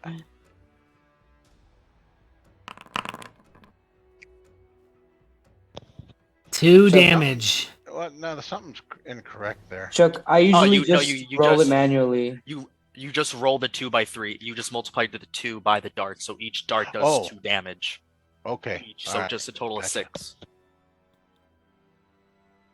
Yeah, Well, you because he also get rolled a plus no, plus he 3. rolled a 1. But you should be rolling Yeah, I 4. just do it manually, 'cause There's it should some well, be- there's also some debate on like how the spell works. You only roll for each. Does each dart do the same damage, or do you roll for each dart? I've always played where you would, if you were doing this at my table in person, I would have you roll 4d4. No, yeah, that's fair. I'm just saying that's how it does it. Rules by written in the spell. Yeah, Jeremy Yeah. Crawford is actually specified on this matter. There you go. And don't forget the plus 4, because each one gets plus 1. So 8 plus 4 for 12. All right, Uktar, tell us how you destroy and kill this Medusa. Well, you see what happened, fellas, was I focused in on the snakes on her head because, I mean, honestly, those things were kind of creepy. So I just stepped back, and I got these really cool gauntlets that are kind of shiny. They're polished, from rubbing against the hilt of my hammer. And I reached out there, and I shot these magic missiles out of the palm of my hand through this shiny gauntlet, and just splat. You're not going to believe this. That Gorgon's head just exploded all over the floor. It was terrible. Good thing everyone saw that. In this Okay. pitch black room. And with that, With that, it's been great playing with everybody. well, you are out of enjoy the combat. Enjoy the rest of the game. I'll be here for the one-shot happy hour. I'll be You taking see- that. You see Morgrim has turned to stone and is not moving now that the combat is over. I take it someone's lit a torch. I would Um, actually have turned my lantern on. At this Okay. point. Yeah. All right, I Tried can. to attach it to what- me at in some way. What is the I think it's 30 feet and 30 feet. I'll 30? need it again. Okay. Yep. I'll update your token here while you guys figure out what you're gonna do, or if you can do anything. We got a restoration, Flip, greater man. restoration Whatever you can- potion or something. I just go up and put my hand on his chest and just go, shh. I don't like the shushing. I feel like you're like slowly killing someone, going, "Shh, it's okay." Well, now we really do need that wish spell.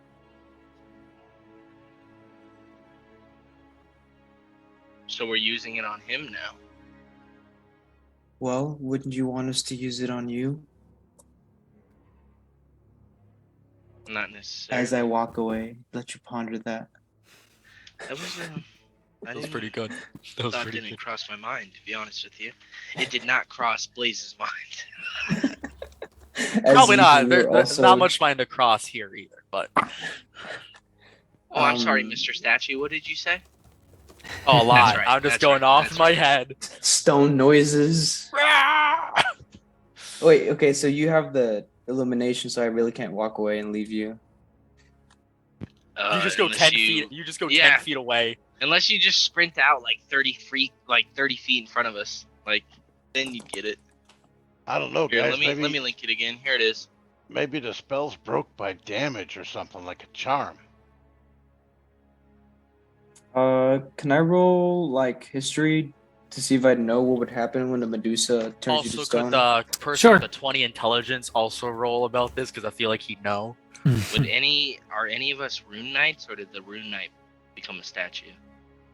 Well, I'm an Eldritch Uh, Knight, so Rune knight? Oh my goodness, I've been playing Elden Ring too much. I mean, Rune Knight is an actual fighter subclass, though, so you're Oh, not okay, off. okay. I was like, that sounded correct coming out of my mouth. It is. No one's a Rune Knight here, unfortunately. It would have been really dope to see one, but The magic knight. That's the Eldritch knight. we have the Rune Knight is different type of magic. Okay, Giant so Sero and Uktar, you think back. You know there are, because you guys are accomplished fighters, and so you would have had, maybe not being prepared for this here, you would have at least heard in your travels that there are magics that can undo this kind of petrification, because you've heard of Medusa-like creatures before, and Gorgons, those kinds of things. Basilisks are something that are out there that can cause this condition. So none of you have the magics that are required of this, but you have heard that there are potions out there that have been made from like the stomach juices of a basilisk that has been killed. But finding that is not going to be easy. how anyway- exactly and- do you feed a potion to a stone man anyway? Well, you would know this would be like a topical cream almost. A salve of sorts. Blaze, do you want to lead the way? You have the lantern. Blaze. Goodness gracious, I have it attached to me. Is there any way I could tie it to me? It doesn't say. You have to hold it, man. Yeah. That's rough. It has, like, the picture has a little handle. There's no way I could tie it to me. My breaking combat. Think about like tying an actual lantern to your body. It could easily go out. It could light you on You can do it in fire. every video game ever. It's not a video game. Yeah, this ain't a video game, son. You're not going to be Alright. able to get away with dual wielding with this. Goodness gracious. I will hold it then. I don't know. How are Okay. we gonna find our way out of here? Let's look With this the way. lantern. How heavy would he be? The one of us carry him? I His don't want to leave weight him, honestly. We've been traveling. increases by 10. So what were you? Probably about 150. Are you Goliath or human? I'm a Gol- human, He's a Goliath. but I'm More- yoked. Yeah, I'm talking about Morgrim. Ah, Orgrim is a Goliath, yes. All right, so you were probably what, 300 pounds? Maybe I more. actually have my height and weight. Let me just look He's at it about quickly. 3,800 pounds now. I don't think there's anything we can do for him right now.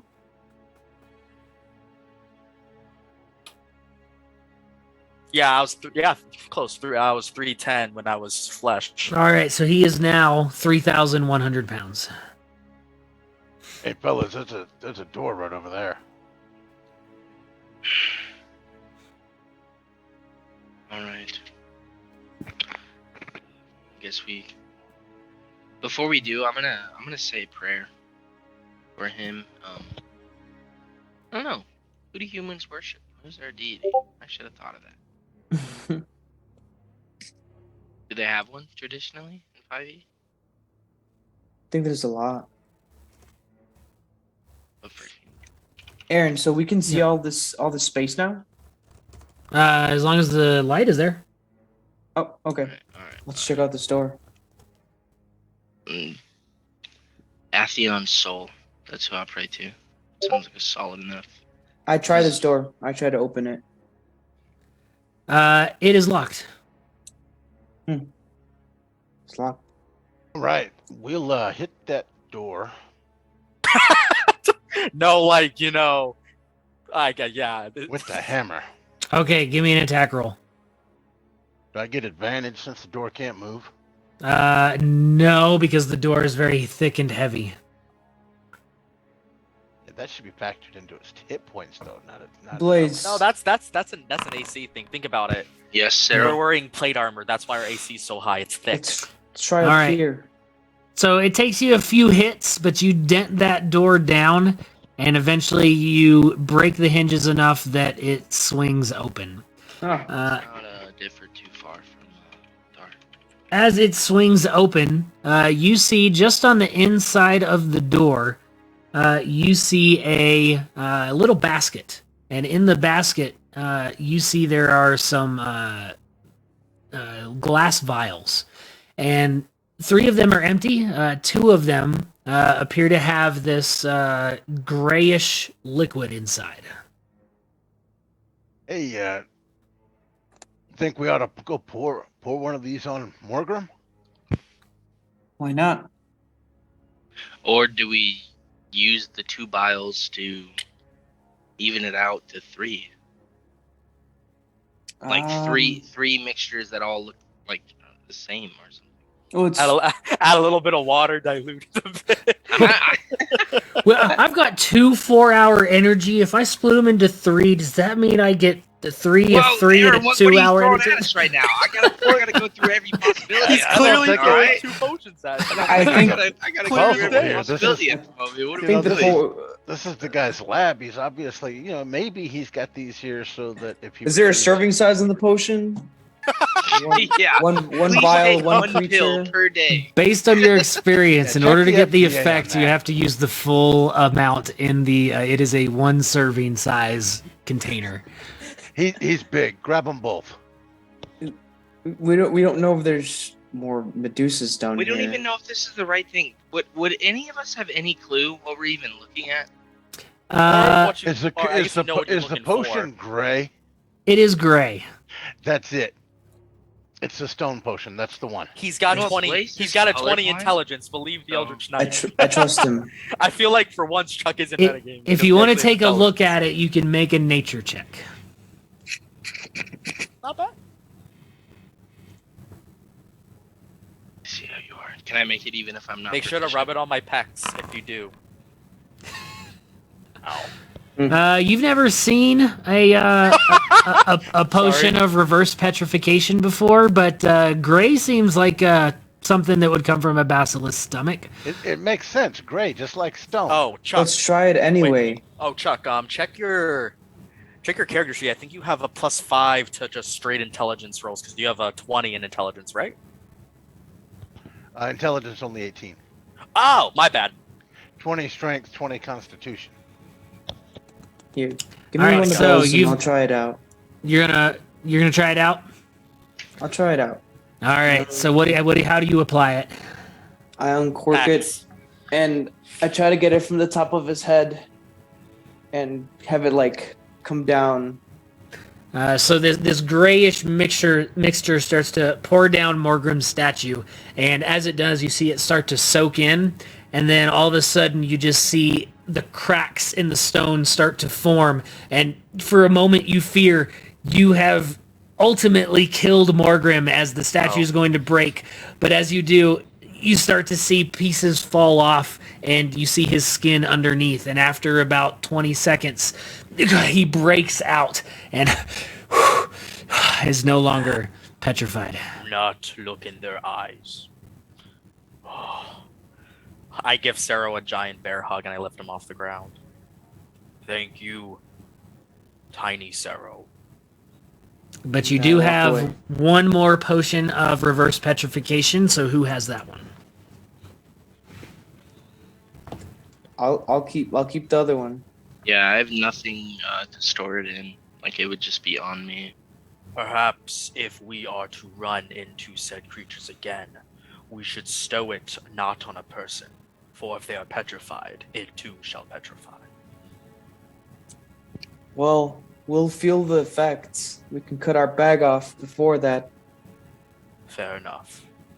Just should look out, because I feel like everything on my person was still here.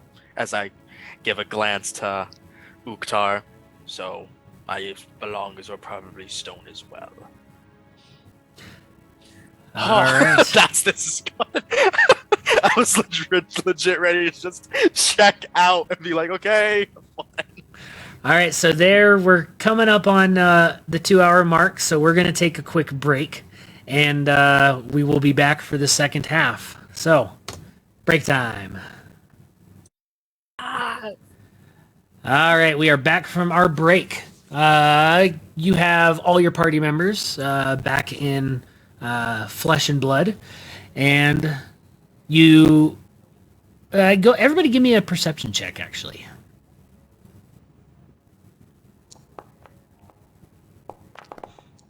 I rolled a 5. Nat 1. Let's go. 22 for Uktar. Natural 20 from Morgan for a 24. Okay, Uktar, you can kind of hear. It's almost It looks like you're in a cave, and Morgrim, you're the same way. And actually, Blaze and Saro, you're like, man, how did we get in a cave?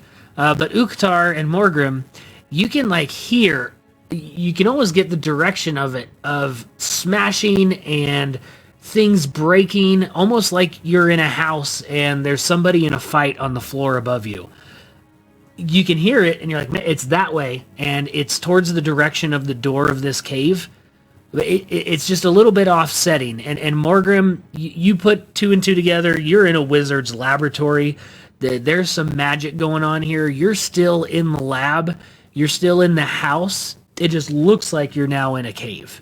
And so you remember Strarik said, go through the Arboretum and meet me in the labyrinth. So the only way out is this way, and that's the direction you hear stuff coming from. Follow me, friend. We have to head towards the Arboretum to get to the labyrinth. And thank you for reviving me. Man, you about got your wish there, Morgan. We were going to be roommates. Thank you. I look back at Sarah. Thank you very much for freeing me. I don't want to be his roommate. All right, so tell me the order in which you step out of the cave here. I'll take last in line. I'll go first. I will go third. Let's Sarah. So we have a nice big, small, big, small. Okay. So you step out of this cave, and it looks like you actually step into the forest from which you originally came. You look around, and you see trees off in the distance. You see sunlight above you. You can hear birds singing in the trees. And as you kind of go to stray off the path a little bit, you bump into a wall. That you're still in a hallway, but it looks like you're in the middle of a forest. And you kind of run your hand, and then that's when you see at the end of the hallway, it looks like there's a building in front of you, and you can see that there's this kind of this glass ceiling on top of it, and you can see leaves and treetops underneath this glass area, and like, well, that looks like an arboretum, and it's about 30 foot of this hallway, and those of you on the side can kind of run your hand along the edge and follow the wall, and it's a pretty cool effect as you go here.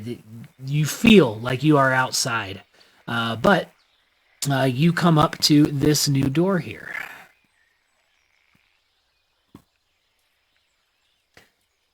And as you get closer, you can kind of see in the windows. You see inside there's various supplies, different things. You can see the edges of a couple of the plants. But again, the walls, it's about a 15-foot wide hallway that is leading you up to this door right here. I would like to use 2 potions of healing before we continue on yours. Okay. Ooh, Not that's some good healing. bad. Let's go. Look at that. you go.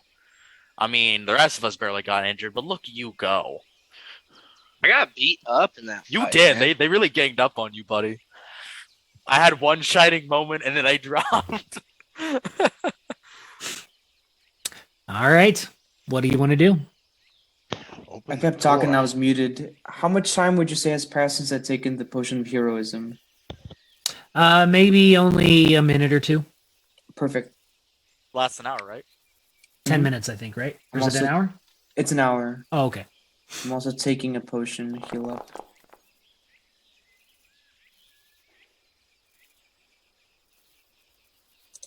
Cool. All right. You want me to check out the door? Yes. Swing it open and see what's going on in there. I go to open it. All right, it is unlocked, and you find yourselves looking at this large room.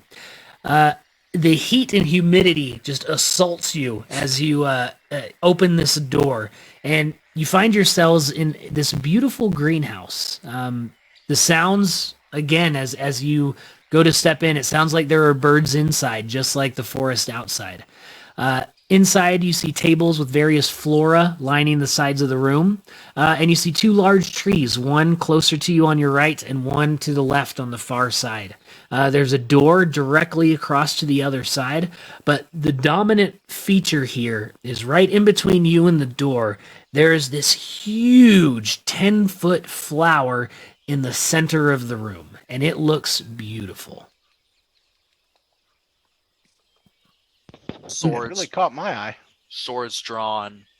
I'm gonna head in slowly. Yeah, step in. Just face through the wall. Yeah, can I? I'd like to fly up to the rose and try to cut it. Cut off What? a little petal. It looks cute. It looks cute, so I want to harm it. Well, I know. I'm just. All right, It's so- okay. It's okay. We accept you. Blaze, give me a perception check as you get up there close to it. let's go. Nat 20, baby. Okay, as you kind of look at this, you are getting out. Are you using your halberd to cut it? Yes, I would be. Okay.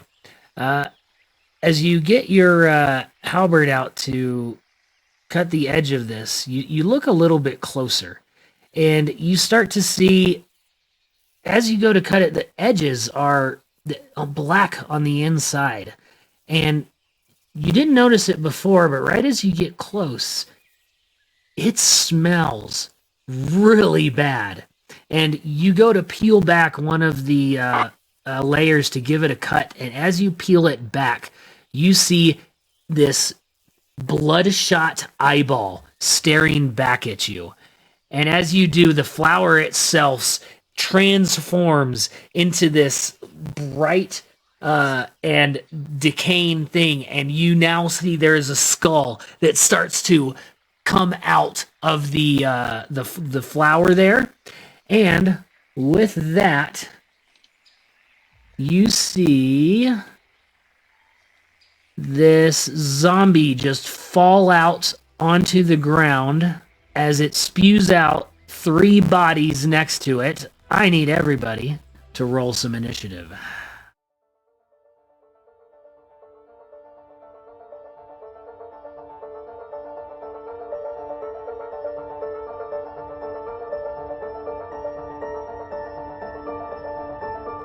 Dungeon Master Aaron here. Before we continue, I want to take a moment and give credit to the companies and creators that have made this episode possible. First, we would not have a game without the Keepers of Lore at Wizards of the Coast. To learn more about D&D, check out their website at dnd.wizards.com. The beautiful maps are from the MAD Cartographer. Check them out and more of their work on Patreon. Foundry Virtual Tabletop is my favorite virtual tabletop and is featured on our channel.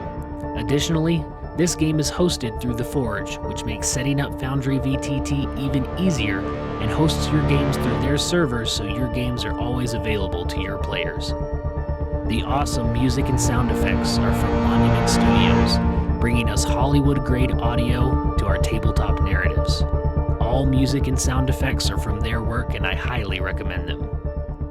Player token art is from HeroForge, Wizards of the Coast, or the free token maker at thefatefulforce.com.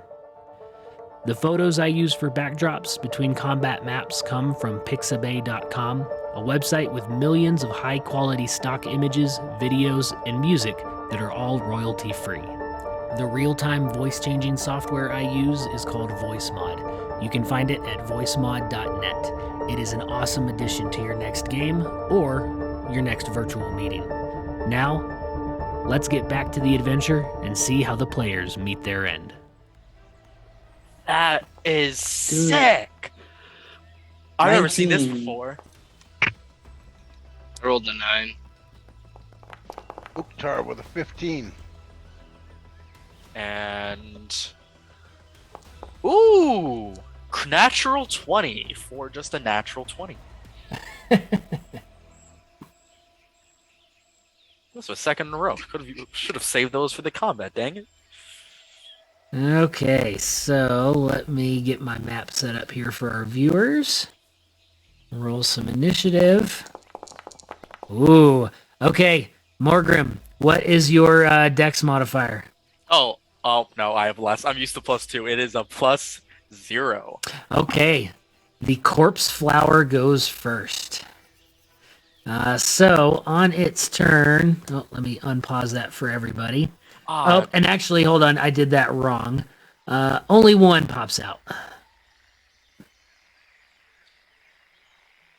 So we will hold that there. So one is going to pop out there, and then it is going to reach out and strike at you, Blaze, as you were trying to cut it. These tentacles from this flower reach out and try and grab you.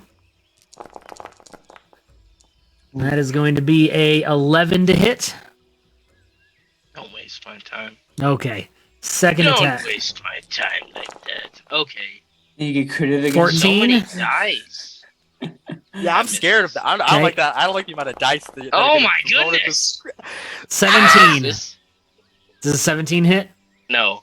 Okay, as you go, you had your weapon out ready to go, and you just see the body pop out, which gets your fighter instincts back. You see 3 tentacles come, and you slam all 3 away as they go, and you see the flower rise up and use its tentacles as if it's about ready to walk around. Would the zombie? Would you classify this as entering my reach?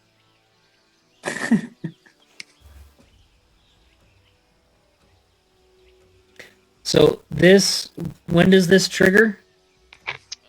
When a creature enters my reach, it says. Did it not link that part? No. It just says you can keep enemies while at bay. you are wielding a glaive, halberd, pike, quarterstaff, or spear, other creatures provoke an opportunity attack from you when they enter your reach. Interesting. So could I use that on the corpse flower? He entered my reach. I'm gonna say it started within your reach because it originated from the corpse flower, which is already within your reach. You let me use it on the zombie though? No. That's why I'm saying the zombie came from the corpse flower, which is already in your reach. The answer is no, Beau. Okay, Morgrim, standing in the back of the room, you see this scene unfolding as a decrepit creature is expelled from this giant, beautiful flower that is now not so beautiful, and it gets up looking to move, and you see Blaze knocking the tentacles off that it was trying to grasp him with. Quick question: when Blaze was there, was he flying up, or like how high? Like, do you have an altitude right now? No, I was just walking. Okay, you were? Okay. I came back down to the ground, yeah. Cool. Thank you. I just should have specified. I'm sorry. I'm not used to being able to fly. It's not an everyday thing. I just want to clarify. I'm still gonna do what I want to do. I just wanted to clarify whether or not you were flying or not. 15, 20, 25. Oh, why did I go to the measure tool? 30. Oh, they have a new a box around our tokens. That's cool. I think they changed it. I'm gonna go there, and as I go there, I am going to around my neck. You see a necklace of 9 like fire opal type beads around my neck. I'm going to detach 3 of those beads, and I'm going to hurl them at the area. And using my necklace of fireballs, I am going to use 3 beads to cast a 6th level fireball on it. Ouch. Okay. Where's? Are you gonna put a template out? I assume you're not gonna hit Blaze. Are you gonna hit Blaze? No, yeah, I need to hit the zombie. Wait, is there a way to do it that I can hit? I don't hit him. Will that count? Or just don't hit him at all? What's the range on it? It is. Oh, yes. So from there to. Yeah, let me measure that. That's a good point. I'm ready to hit Blaze if I need to. Also, how far can you throw it? You know, that's. I think it's with accuracy. That's what Aaron's asking. Yes. 60 feet. So I'll throw a 35, so that the edge just barely hits the 2. Okay. And that is acceptable. Plants hiding about, they're gonna get incinerated. Okay. Okay, so 6th level fireball coming at you. Okay.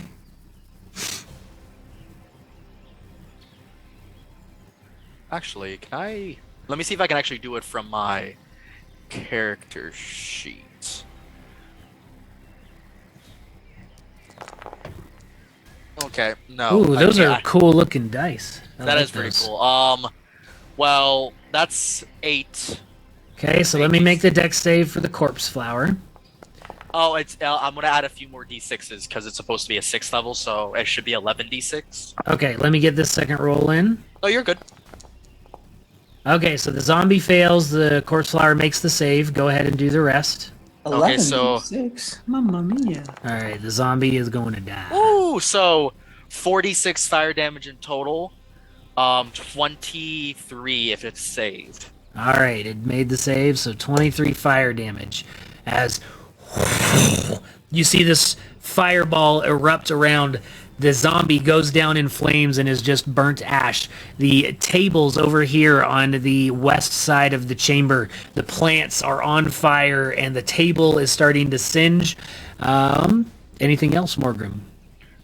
That was my movement. That was my action. I'm good. All right, Sero. I'm gonna move up. Right there. And first attack. 20 for 14. 20 is a hit. I'll do Great Weapon Master on the second attack. Okay. Ooh. 11 for 15 for 25. 11 is going to miss. Ah. That is my turn. Okay. All right. Morgrim.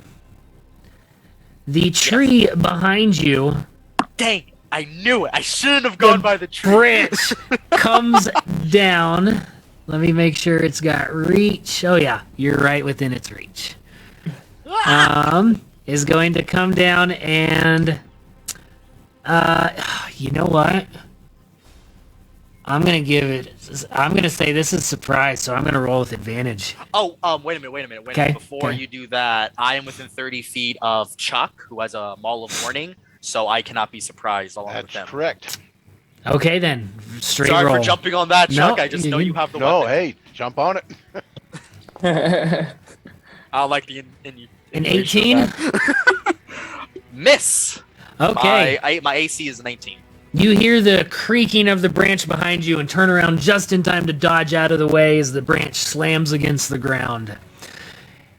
That brings us to Uktar's turn. As you see the thing going on with the corpse flower in the middle of the room, and just a few feet away from you, the tree has just attacked Morgrim. I literally was like, that tree's probably alive.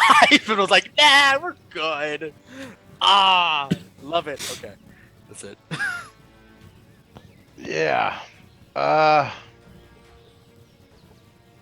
Okay. I had a plan, and then the tree came alive.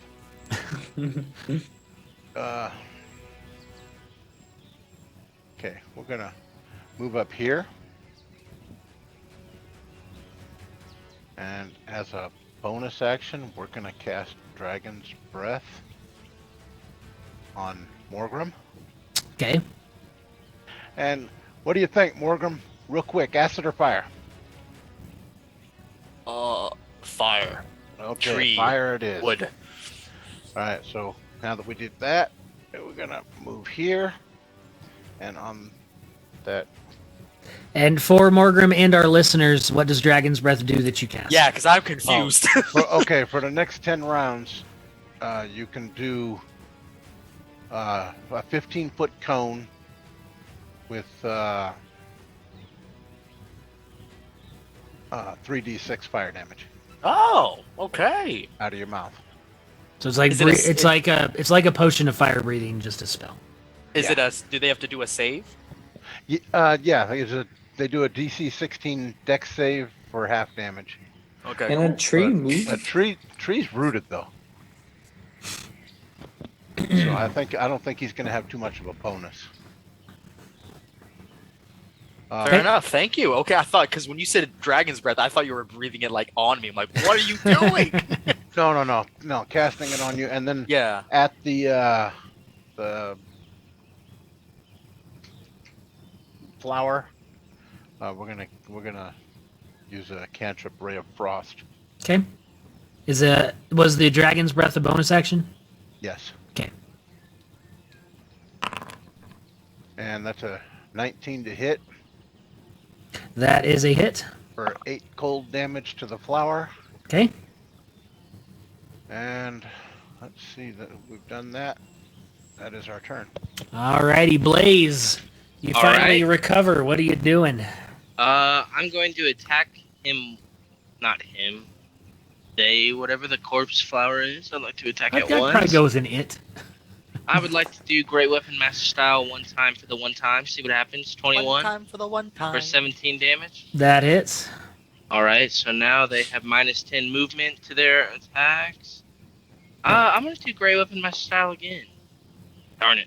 I'm assuming that misses. 11 is a miss. I would like to also cast this on it when I do attack it, so they have disadvantage on all their attacks against me. Oh. Ooh. Alright, so and it is I'd like to marked. I'd like to use my bonus action Polearm Master attack. Wait, when you said minus 10 feet, what's that coming from? The Great Weapon Master. That's you're thinking slasher, buddy. Yeah. Wait, what was I looking at? Oh, that's Sentinel. Wait, no, yeah. What the heck am I talking about? I'm sorry, folks. Wrong character sheet. My bad. He's thinking of our. Wrong barbarian. character sheet. I was about to be like, he's got slasher. Shut up, Okay. Sam. We almost got him. A 10 is a miss.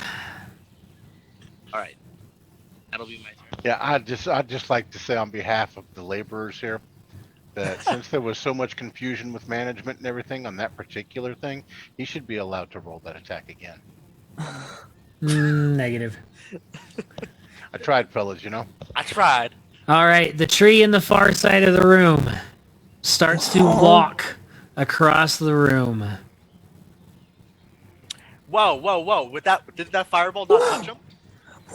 It was dex just bonus out of just its went up. range. Dang it. Okay, that's still awesome. I was watching. Okay, and then it's gonna come there, right about there. And that is its dash, so that will bring us back to the corpse flower. Saro and Blaze, as you are watching this corpse flower, you see one of the heads that was starting to poke its way out. There's another zombie inside. All of a sudden, it goes back in, and you hear this crunching of bones. And you see the flower, some of the parts that you had damaged and hit, start to heal back up. That As is it so dope. What is this from, Aaron? Like what source book?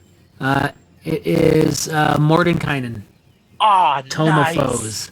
Tome of Foes. All right, and it heals 14 hit points. Then it's going to reach out, and it is going to attack Sero this time. Oh, you know what? Hold on. I missed something because I was not paying attention. Sero, where did you start your turn at? Right here.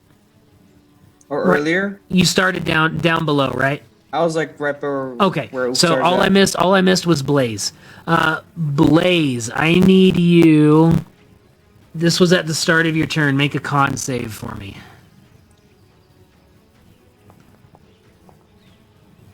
I'm gonna use. Oh, you know what? I'm not gonna do that. Okay, so 13. you rolled a 13. You needed a 14. On a failed save, you are incapacitated until the end of the turn. Oh, okay. So that means you cannot take actions or reactions. Did you... You only hit once on this, right? Yeah. Okay, did you do anything else on your turn? He marked it with unwavering Yeah. mark. Okay, so that will be undone, so I'm going to re-heal the 17 you did. Sorry about the retcon. I forgot to put that there. Is that Okay. something that happens every turn until you save? Sero didn't notice it when he started his turn, but Blaze did when he did start his turn there. So now, Wait. on a successful save, you It are literally immune says it. It for says 24 hours. You can mark the creature until the end of your next turn, or if. Wait. I But- feel like but- you were already unconscious before you could do anything. Yeah, Oh, this was at the beginning of your turn. Yeah. Incapacitated. Okay, incapacitated. So that's just starting your turn there. So it's only going to last until the end of your turn.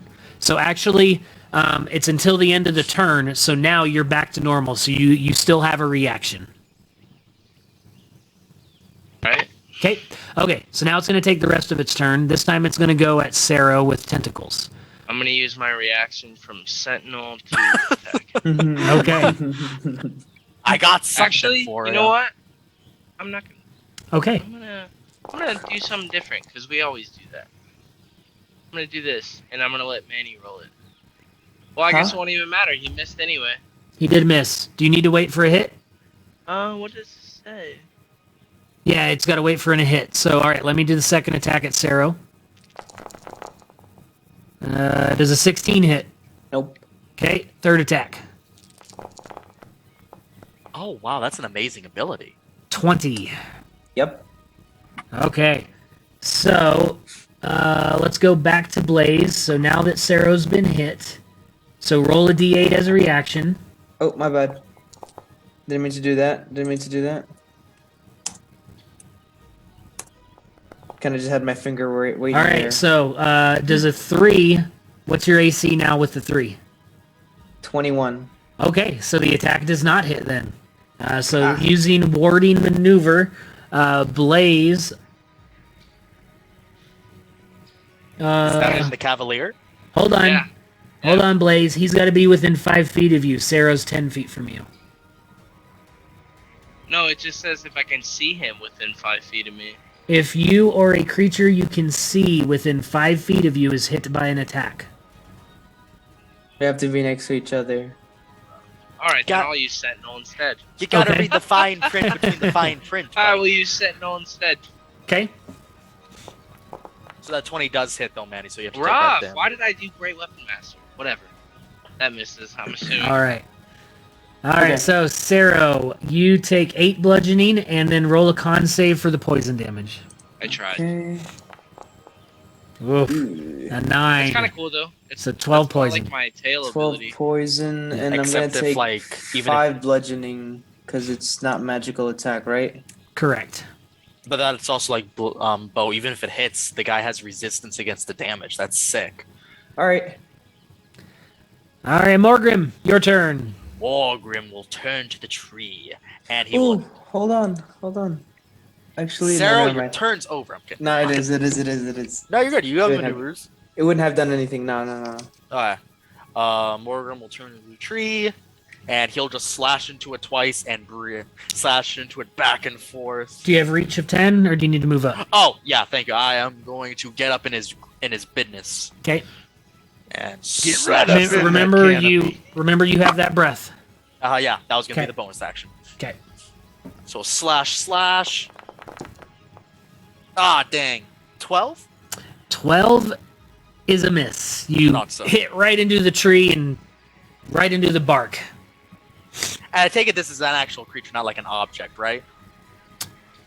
This is a plant. Well, yeah, okay. So if it's a because Shatter Spike, it does extra damage to objects and things it hits. It's kind of like a siege weapon. So I don't know if it would affect a tree, even awakened or he's an otherwise. Arborean.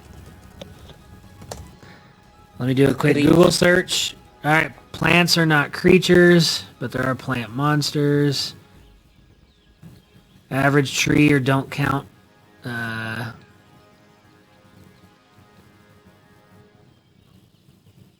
Okay, what does that sword do again? So Shatter Spike, if it hits with a melee attack against an object, the hit is an automatic critical, and I can change the damage type to bludgeoning if I choose to, and the sword does not get damaged by non-magical objects that it's hitting.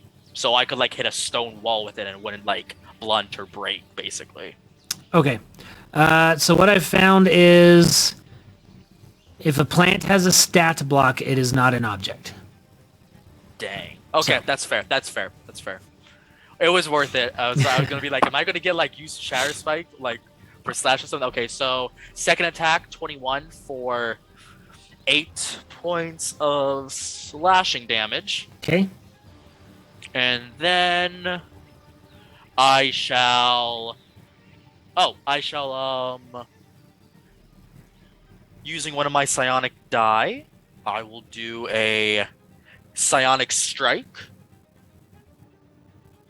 as well. Is that a free action? Yep, once on Okay. each of my turns when I hit with them. What? It's kind of like a smite. Okay. A psionic strike on him, doing just the 9 on top, 9 force damage, Okay. as well as forcing it with telekinetic thrust to make a strength saving throw or be knocked prone. You just knocked a tree prone. I have felled the tree. Okay. All right. The tree is prone. It is you knock it out of its plant as I planter can as it falls confirm down. that when a tree falls in the forest, it does make a sound. And on top of that bonus action, while it's down, I am going to spew red hot flames on it. Dexterity saving throw at disadvantage.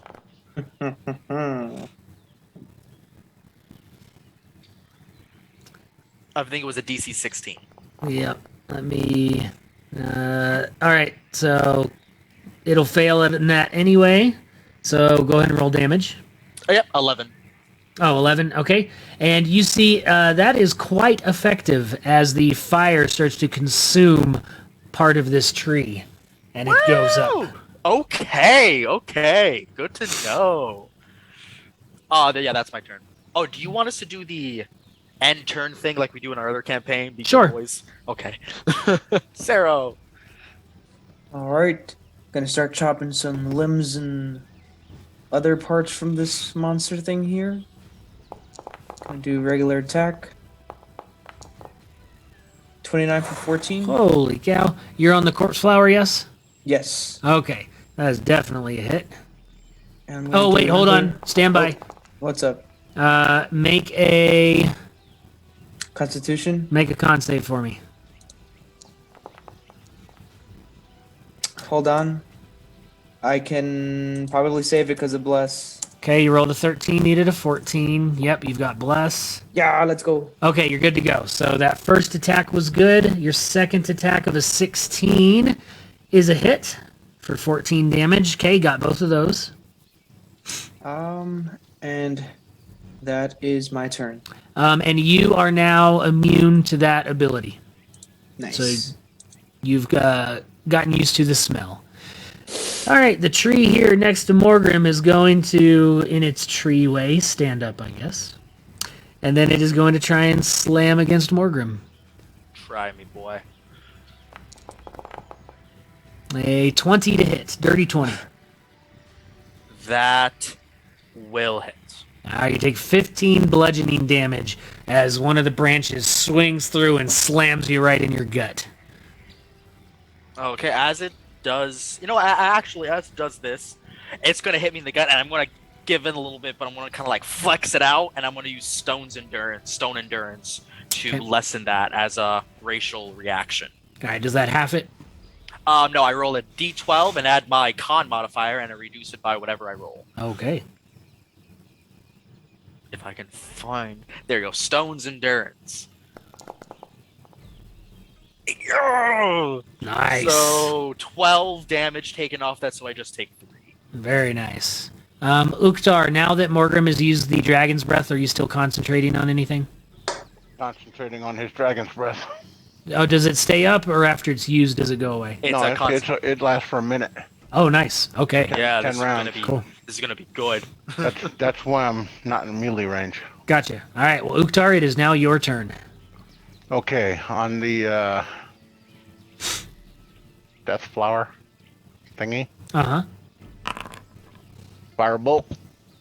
22 is a hit, and you see the flame hit it, but it does not it lighten up like the tree did, so it does not appear to have the same issues with fire. I see. Okay, so then we're gonna turn to the tree. Firebolt. The one by Morgrim? Yeah, Okay. How are you able to bonus action that? 22 to hit. It's a cantrip. Yeah, you can only use it's a cantrip, but it still costs an action, Right. and it's only one. It's not like Eldritch Blast; it's only one firebolt. Yep. Oh, all right. I thought I had 2 actions. You have 2 attacks with your weapon for your fighter stuff, not 2 spells. Okay, gotcha. My bad. All right, Okay. then. I'm done. Okay. All right, Blaze. I'm gonna just go ahead and attack the corpse flower 2 more times. Coming in at it, I'm gonna try to split it right down the middle. I'm gonna try Grey Weapon Master 1 more time. Just see what happens. Okay, not gonna do that again. Critical miss. Second attack, 25 for 13. That will hit. And then I'm going to use my bonus action with Polearm Master here. 20 for 6. That will hit. And then that'll... Okay. Oops, sorry about that.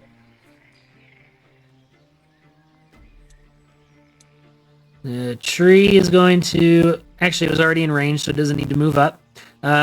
Sero coming off from the side, a tree branch is going to swing towards you. Ooh, natural 1.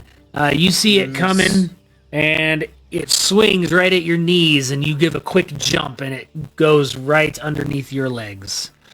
That is a miss. That is a miss. All right, back to our... actually, I keep forgetting this stupid ability. Blaze, we need to do another Stench. On save, right? stench On check. save? Yep.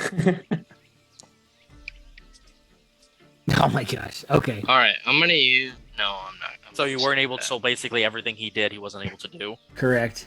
So let me heal this back up there. Heal that there, and then okay, we're good. All right. So you are still incompetent. Where you that turn is undone, but now you're back. You still have your reactions. All right. Our corpse flower here is going to use a bonus action to spit out a zombie right here. Then it is going to try and tentacle Sero again. I'm going to use Sentinel to attack him. Okay, so 16 probably misses. Miss. Okay, Sentinel. 27 for 10. Okay, that definitely hits. All right, second tentacle attack on Sero. 17 Miss. and third attack. Oof, 7. Miss. All right. And I'll use my reaction for another riposte. Natural 20. Ooh. Ooh. Nice. Natural 20 for 23 damage. Very nicely done. Okay, you hit it back, and you start to see the legs and tentacles that are keeping it up are starting to fall. Petals that are kind of falling to the ground. At the end of that turn, the zombie is going to go, and it is going to use Slam. You know what? It's going to do what its master's doing and attack Sero here as well. 17 to hit. Miss. All right. Morgrim, your turn. Morgan's going to repeat the process, and he's going to take 2 slashes and breathe. Shatter Spike. Ugh. 14 to hit? That hits. Oh, nice. Nice. For 8 slashing damage, and then... second attack. Oh, that's not going to hit. 13? 13 is exactly what you need to hit. Oh, 13. That Well, is that's enough, max and the damage, huh? tree I falls. just cleanly, this time I cleanly chopped through. And... okay. Seeing how everything is. 15-foot cone. Yeah.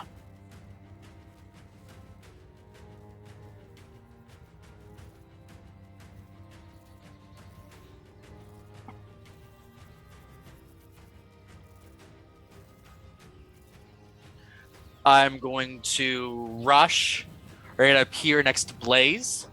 Okay, Am I affected by the stench only at the beginning of my turn? correct. Oh, perfect. And then I am going to...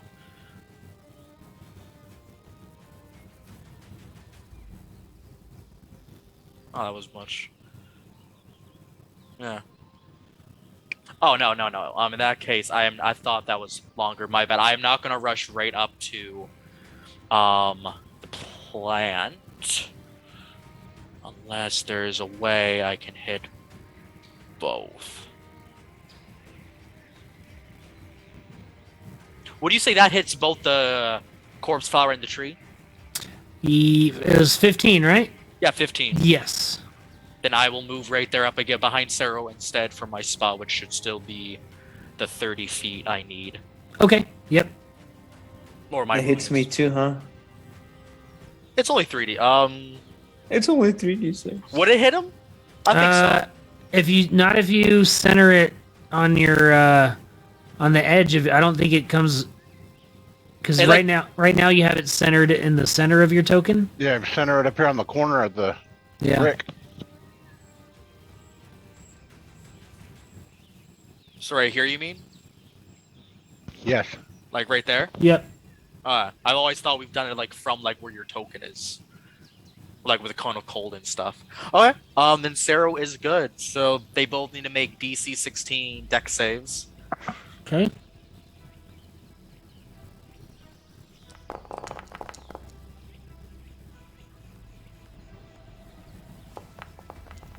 All right, the corpse flower is going to make it. The tree is not. Okay, so tree will take the full 10. Corpse flower will take 5 fire damage. All right, the tree lights on fire big time. And the corpse flower takes a little bit. And that's my turn. All right, Sero. Morgan just came up behind you and lit some things on fire. What you doing? Okay, another slash to the corpse flower, regular attack. All right, a natural 2 for a 12 is going to hit. That's gonna hit? Okay, Yep. so I'm not gonna even do bless. And then I will go again and do another regular attack. 20 for 18. And with that, the corpse flower falls into pieces, and you see inside there were 4 more decomposing bodies that were being stored inside this flower. And Great Weapon Master, as a bonus action, I can attack the zombie here. Okay. Get another attack in. Right, Beau? Is that right? Yeah, since the corpse flower died. Bottom to 0. Get another bonus attack. Yes. Yeah, if you kill something with Great Weapon Master. 20 for 17. That'll definitely If Just you hit. kill something and or get a critical. Yeah. Oh, okay. No, you don't have to be using the -5 boost though. That's just an extra part of the feat. Right. We got a crit a little while ago. Anything else? That is all I can do. Okay. Go ahead and hit next. Next. Uktar. The corpse flower is down. All that is left is a zombie in a tree. Yeah, we see that zombie right there, Yep. and we're gonna spin our little shiny gauntlet around and create a sparkly little ball. And You even say an orb. you could call it an orb. Sphere. Yeah. And we're gonna go ahead and blast that at him. Oh wow. Or 23 to hit for 23 points of acid damage. Oh yeah. That will be. All right, 5 plus. So he needs a 28 con save, which Can you even make is that? not possible. So Okay. he dissolves in a pile of acid. Tree is left. Must kill tree. Anything else? Oh! There we go. I was wondering where that was coming from. It's like, For that's our podcast listeners, Uktar just charged into the remains of the corpse flower, yelling, "Ah!" Ah! And that's my turn. Okay. He's trampling on Blaze, the what you corpse, doing? Falling asleep. I'm gonna charge up here to this other tree, being as it's the only one left. I'm actually gonna charge like right there. Okay. Keep some distance in between me and the boys. Voice! First attack, I'm gonna do Great Weapon Master style, see what happens. The 18 hit, That does hit. 23 damage. Okay. Now I'm feeling a little risky, I'm gonna do it again. Okay, that's what happens. Ooh. Okay, Natural I've 2. 24 for 6 damage on the full arm master attack. Okay, that one hits. That'll be my turn. All right. The tree is going to continue its assault. Since you are the closest, Blaze, it is going to try and do a slam attack against you. 20, Counter spell. 21 to hit. That hits. All right, for 14 bludgeoning damage. I'm gonna use protect the field again and reduce that by 9. Okay. So you only take 5. Very nice. I am loving that. And Morgrim, That's your a really turn. cool ability, honestly. Yeah, it's kind of I wanted to, this is a good tank build, and especially for like protecting allies. I'm having a lot of fun with Morgrim. I'm happy I didn't die. And Morgrim, it's your turn. Go ahead. Yep, Morgan's gonna move up. He's gonna make an attack with Shatter Spike. Ooh, yeah, 17 for 9 slashing damage. Okay, that hits. The tree is chopped in pieces, but still barely hanging on. And insult to injury, I am just not. I go to, as I slash down, I reverse to go stab up, and before I do, I'm just gonna breathe fire on it. Okay. Switch it up a bit. For 18 points of fire damage. That's towards it. right. And the double 18 points, it turns into ash as you look around and find yourselves no longer in any threat of any moving plants anymore. And you are back in a peaceful, yet singed and slightly charcoal smelling arboretum. That was a very good spell, Uktar. Thank you. Handy, wasn't it? I burp and there's just see like a little puff of fire come out. Sarah will take some time to go to all the corpses and shh at all of them, and then regroup and take Why a potion. do you shush the corpses? I have seen you doing I think this for a I while. think he's sucking in the rest. I do not get malicious intent from him. Sarah, why do you shush them? so that they may rest in silence.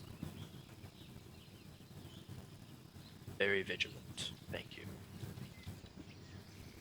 As I go away, I just go to Uktard. That's kind of sick. I will not lie. Okay. Let's continue.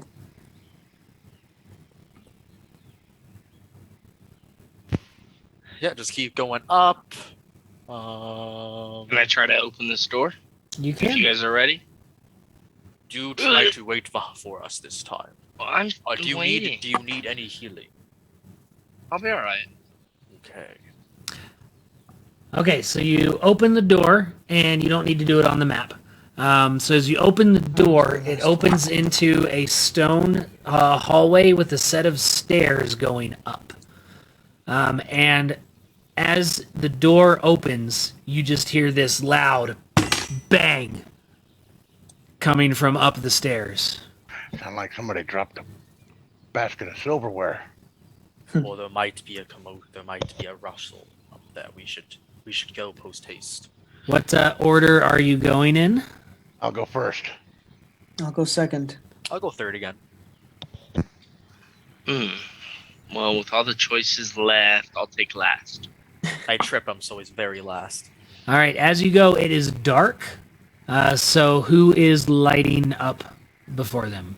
If it is dark, I will try to go up front then, because I have the moon-touched great longsword. Okay. At And my that disposal. lantern's still going 30 feet. Well, I guess I'd have You to put it hold away. it again. Yeah. I got you. So With my silly. sword.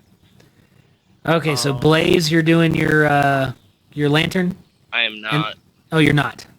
Yeah, I'm just doing my sword. As we're going up there, though, I will use a bonus action at this time to use psionic recovery and get a psionic die back.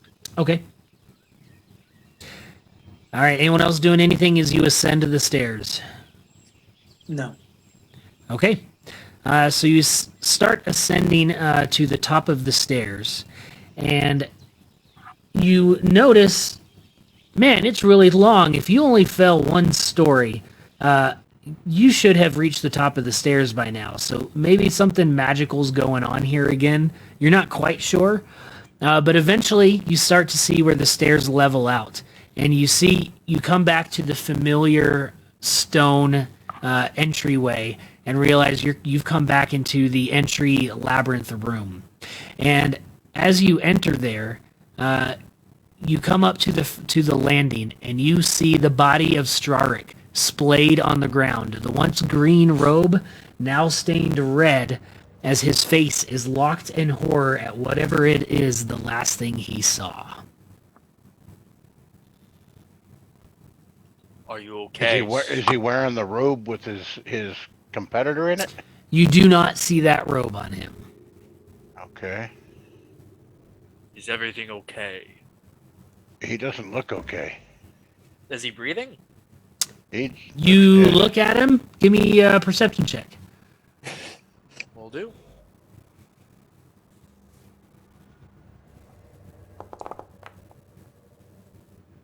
$15. 21. All right. Looking, you see his entire chest cavity is caved in as if hit by something large and heavy, and he is not breathing. Didn't he Okay. say we would be trapped in here if he died?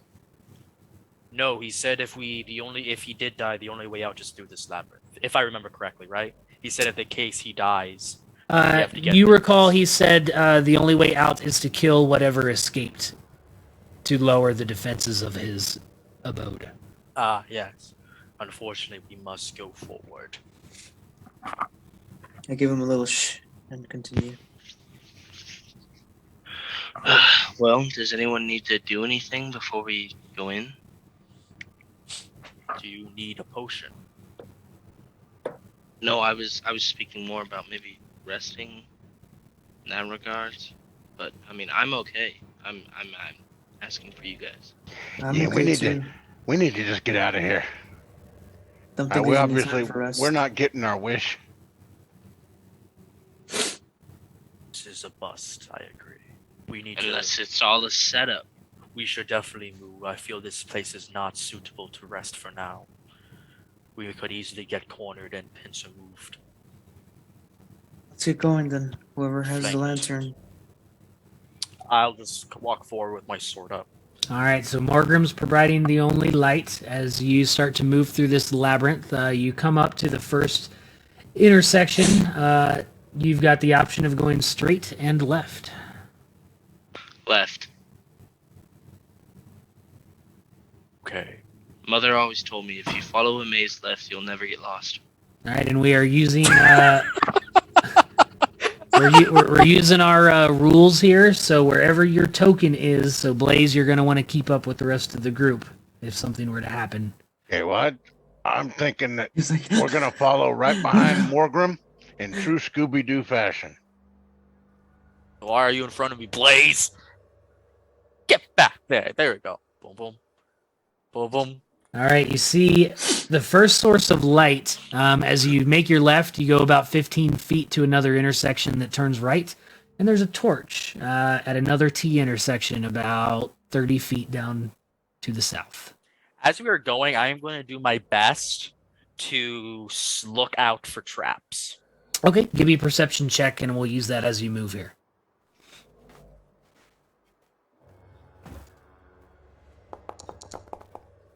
Oh, 18 for a 22 perception. You do see right at the intersection you're standing in, as well as further down if you had continued straight, and at the light source, you see ice melting right where you're standing. Down to the left, you see singe marks.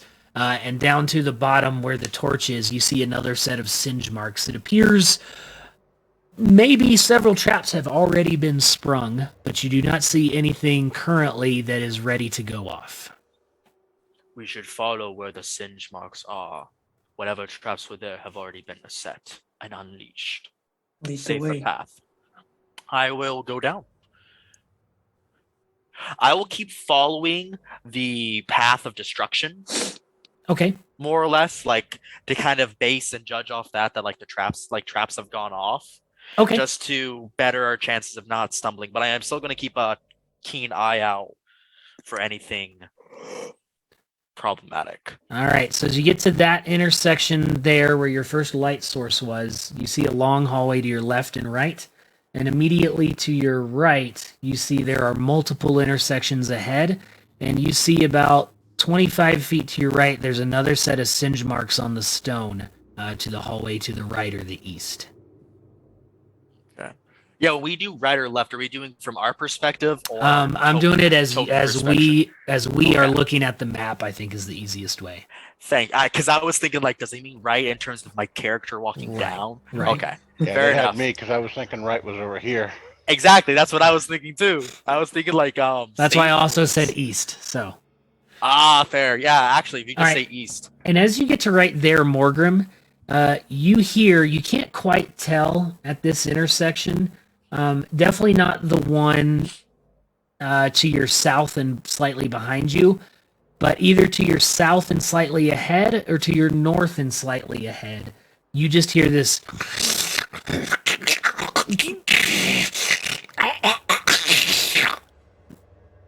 You're not quite sure what in the world that noise is. Am I hearing it north or like? You're not sure which direction. You know it's coming from ahead of you, but you're not sure if it's the north or the south side. Okay.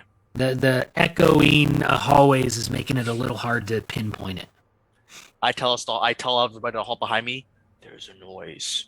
Be prepared for battle. And then I will prepared to attack something. Holding an attack action, I'm going to move out into the hallway. Okay. You move out into the hallway and you listen, and you still hear that, and it appears to be coming from the southern direction. Before we continue onward, I'm going to use second wind. Hopefully, it actually, of course. Why would it roll it? Too easy. Did you roll it from your character from Foundry? No, I did it from. Hopefully That's why. There we go. Cool. All right, and Blaze, are you hanging back from the group there? Or? No, I'm sorry. I was doing this. Okay. Being goofy. Ah, dang, that's a good roll. Okay. I kind of point to the southern direction. Should we encounter or should we move forward down the other hallway? As I point to this one. I don't know. I think maybe we ought to try to avoid encounters and find the door. Agreed. Follow. I will head this way then, down this hallway. Okay, you hear that noise kind of fade as you start to go that direction. Still looking out for traps on the floor. Okay. And as you look here, we're still using that 22-year-old earlier. You don't see any marks on the floor from your perspective as the maze goes south and then curves again or turns again to the west. Okay. I'll keep moving. All right. You go west a little more and come to another T intersection that goes north or south. The southern direction appears to be a dead end, and the northern direction appears to then curve again to the west. I'll continue up the way that's not dead. All right. As you continue to follow, you do not see any more marks on the floor.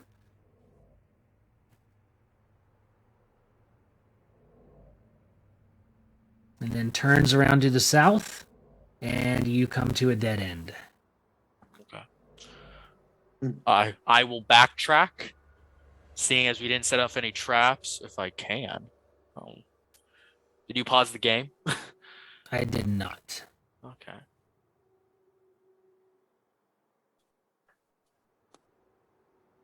Let's go back. I'm trying to go back. My token won't move. Oh, there we go. He's moving. Yeah, I am going to just go, exactly where Chuck is right now, kind of go back to that opening we just turned down. Okay. And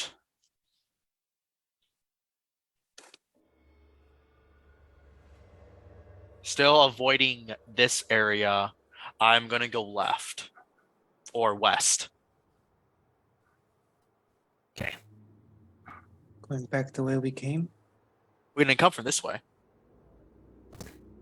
And as you come to the edge of that corner, Dang you it. see just on the very edge this giant rock-like creature sitting in wait in silence. You almost think it's a statue as the little, what it takes to be little eye holes just kind of, almost like your shoe grinding on gravel as it looks at you and prepares to fight.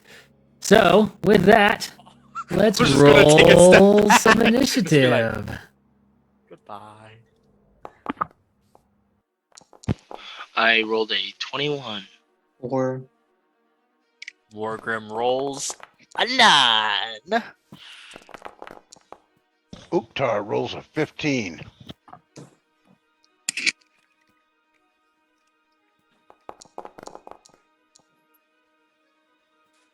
Alrighty, so we're going to start with Blaze. All right, I'm gonna run 30 feet this way, fly 15 feet that way, and fly right up to his face. Okay, And I'm gonna attack once, great weapon master style. See what happens.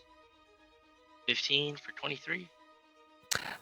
15 is a miss as you slam right into it and don't appear to do any damage.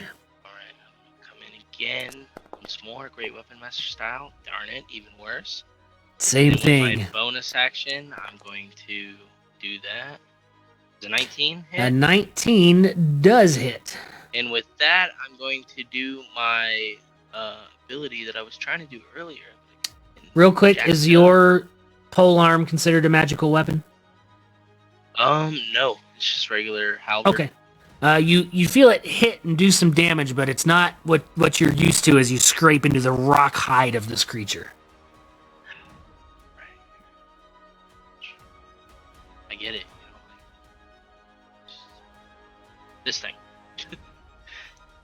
All right, so it's marked again? Yeah. Or marked? And what else applies? It That gives just affects you, right? disadvantage On attacks on its next turn.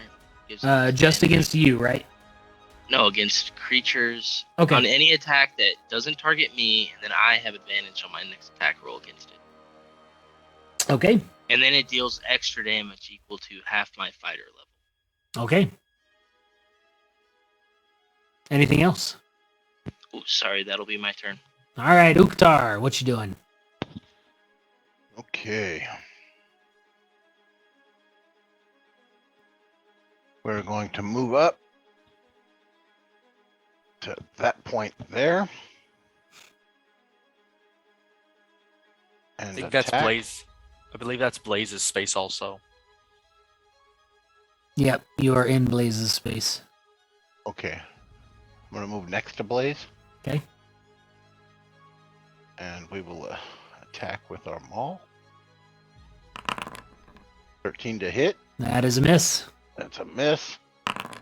29 to hit. 29 is a hit. 17 points of damage.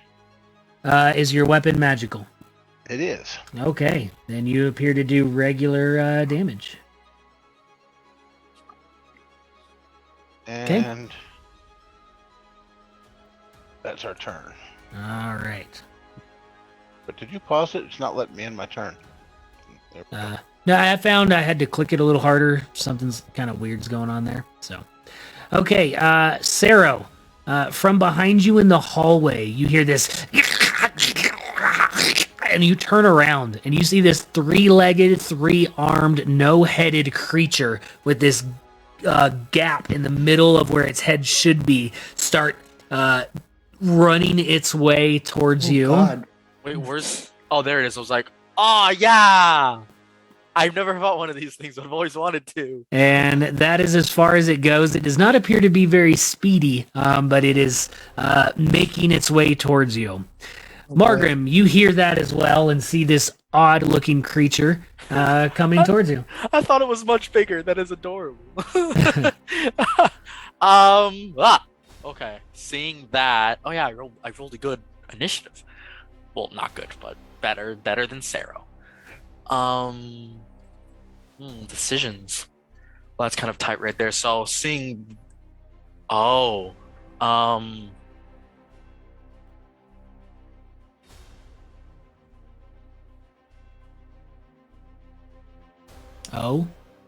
yeah, because if I move, there's no light for them, so then they're all in the dark. Wait. I'm sorry. I crit on that last attack, so I should get another attack. Yeah, he did. Okay. Great weapon master. For great weapon master. Yep, right? go ahead. Okay. Crit again. For 25 damage. Does that mean I get another one? Unfortunately, no. It costs the bonus action. All right. Well, anyway, there's another 25. No. Welcome, gentlemen, to my life. Okay. All right, Margrim, what you doing? Seeing as I'm the only source of light, I am going to instruct Saro to back up to me and let the creature come to us, and I'm going to back up there. Well, question on that. We got a torch right here, right? Oh yeah, that's a light source, isn't it? Yep. Yeah, and then there's a torch right here. Yeah. I was more worried about you guys because I am a torch right now. If that's the case, I'm a rush this Zorn creature right there, and I'm a hit him. Okay. Shatter Spike. Nah, 15 to hit. You hit it, but it is like hitting the wall of a building, and you just slam into it. Nothing. That didn't hit it. Oh goodness. Another one. That's better. 23 for 7. This time you hit right back in the same place, and you feel a crack and a little bit of give as it. I don't like the sound of that. Is your Shatter Spike's magical? So it is magical, okay. And then a Moon Touched Longsword. There you go. 21 for 12. Okay. And then I will put a Psionic Strike. Okay, go ahead and roll it. Ooh, max 8, so another 12 on top. Okay.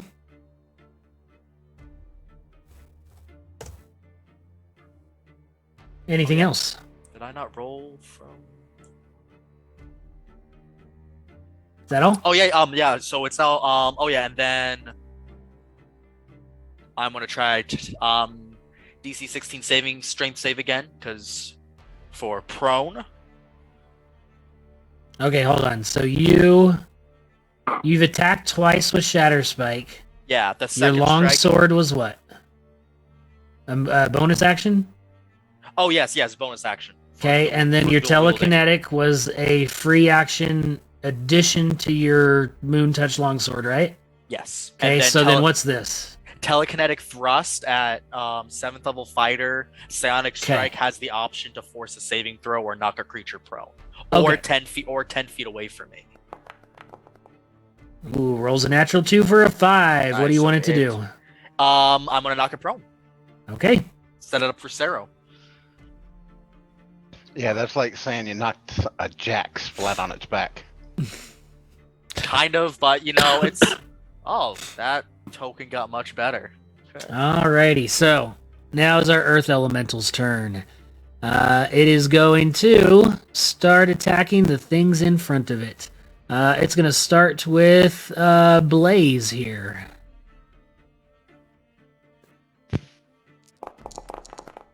An 8 That'll for a miss. 16. Second attack. Ugh, She's even chucking less. Those dice. That All is- right, a 4 for a 12. So both of those miss as Uktar and Blaze just dodge out of the way as both fists slam down right in between you. With that, the Earth Elemental's going to stay there, and that is going to bring us to Sarah's turn. I'm gonna come up and do 2 hits at at advantage. Okay. Not bad, not disadvantage. On the Zorn. That is a hit. Here, let me do it advantage. A dirty 20 is a hit for 18. Here, regular one for the first one for advantage. See if I get a crit. Okay, Oh boy. No, so just first one and the second one. got it. And that's all I can do. All right, so you just run up and stab into the gaping maw of this thing that's on its side, and you kind of hit the slightly less rock hard insides of this as you stab it. Hit next. All right, then appearing at the end of the hallway, Oh my you lord. see floating in the air this dark-skinned giant creature that you had seen before, trapped in the crystal, coming before you. And it is going to cast this. Oh, okay. I was like, where is it? Oh, it's in front of us. Oh dear. And it is Morgrim and Sero. You see this stone wall build up behind you and block you off from your friends behind you. Counter. Okay, that is that action, and then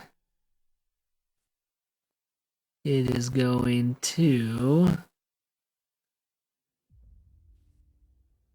come forward a bit, and then you see it disappear down in that southern hallway somewhere. Haha, joke's on him. He's heading towards a dead end. Blaze, your turn. All right, same as last time. I'm gonna try to strike this thing 2 times. Okay, First attack is going to be 20 for 13 damage. that's a hit. Second attack, I'm wild. So I'm gonna throw Great Weapon Master. Okay, that was not good. 9 damage. And then bonus attack, Full Arm Master. Wow, this game hates me. 10 for 6. Why can't he roll like this in our Yeah, other that's a campaign? miss. He rolls like 20 crits. All right. I feel All like right. I should want that being in my party. So you hit into You this steal my kill. creature with your pole arm, just taking little chips away or nothing at all as you strike into it. Uktar, what you doing? Okay. Yeah. All right. Ray of Frost is 13 to hit. Ooh. You release the ray of frost and it just kind of hits right in the center of this creature and then forms a little ice cube that just kind of falls off its chest and blink, blink, blink on the floor. Yeah, also be careful because ranged attacks and melee range are disadvantaged too, Chuck. Yeah, we're gonna throw that hand back on our maul and give a swing. Is Ray of Frost a action? I think Eldritch Knights can do a... Actually, yeah, at 9th level, Chuck. It's one action. Yeah, No. so you Yeah. don't have the action to hit with your maul. Oh, okay. It So counts. you- I thought it was just an attack. It's an action. So you used your entire action to You do Ray of have Frost. one action per turn. Okay, I got it. One get action, two but there's two attacks attacks per within action. the action. No, Got only But Ray two of Frost of your is weapon an attacks. Entire action. It says it right there. If Yeah, you right. look below damage, it says cantrip, evocation, one action. All right. Oh, actually, one moment. He does have this. I think the reason why he's confusing this as well, more than usual, is he has War Magic, though, at 7th level or something, where if he uses an action to cast a cantrip, which he did, as a bonus action, he can make one weapon attack as an Eldritch Knight. Oh, well then that's very different. But Yeah. I don't think Chuck realized that, though. So Well, no, I read it somewhere when I created the character. I just Okay, then yes. Well, you were just wording it as if like you get 2 attacks. but All right, that's so what it then is, your yeah. bonus action was the 23. That will hit for 9 damage. Okay, so Okay. you're good. Okay, so Nice. now the Zorn is going to stand up, and it is going to start to reach out and try and hit you, Sero, since you are right next to it and just stabbed it. So it is going to make 3 claw attacks and 1 bite attack. Oh wow! You're catching all the hands. Natural 4 for 10 is gonna miss. Second attack, natural 5 for 11. Keep rolling bad. All right, 18, 24. Hits. All right, 5 slashing damage unless you want to do anything. No. I'm gonna take 2 because I get 3 taken off unless his attack is magical. Nope. And then a bite attack.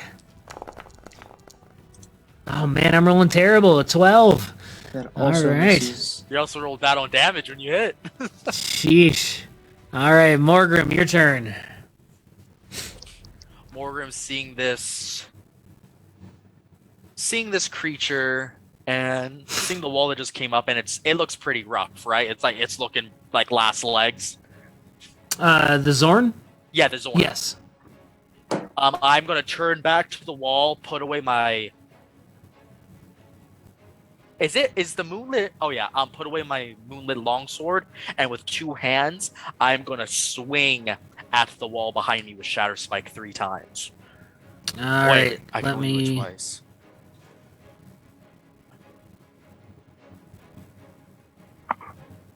Okay. Do I want to do that? Yeah, because with dual wielding, the bonus action has to be an offhand weapon, right? Offhand. You can't Yes. just do like 3 strikes with Shatter Spike. Yeah, I'm Correct. trying to break the wall down. So 2-handed versatile. I am gonna swing into this wall. Okay. technically your offhand is on the hilt of the weapon. Okay. What? If you got both hands on it, if you're using it two-handed, your offhand is on the hilt of the weapon. I was so confused. So it is automatically a crit against the wall, but these are actually D10s. Okay. Because I'm doing two-handed, so it would be 2d10 plus 4. I'm also changing the damage type to bludgeoning to try to really break through this wall. Okay. So 18 damage total, bludgeoning, Okay. and then second attack just to see if I hit with a 21. Yes. Okay. I'm gonna do instant crit. Oh, sorry. There we go. For Nice. 21. Is that on top of the 13 you already rolled? No, yeah, I apologize. Since the 13 is assuming I'm doing D8s. Okay. I am not. Okay. I'm doing D10. So just take the attack roll of the 21 if that hits the wall, and Okay. then the 21 bludgeoning damage that I just rolled, the 2d10 plus 4.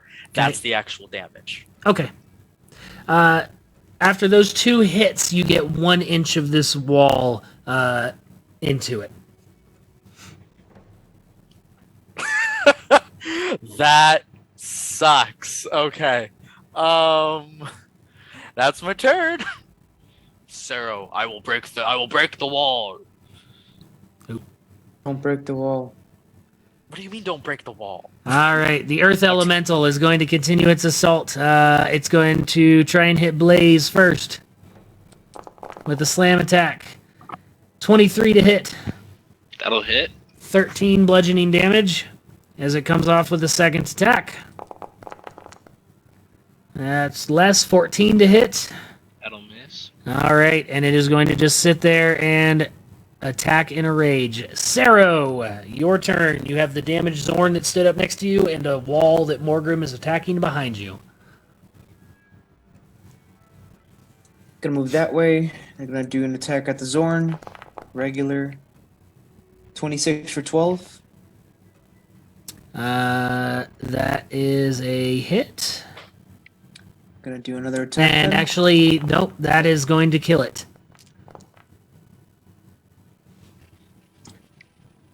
So your first attack killed it. Okay.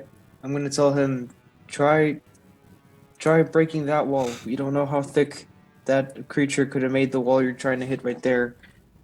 I'm gonna move down this way. 5, 10, 15, 20. I can't see anything. It's dark. I will change course. I'll end my turn right there. Okay.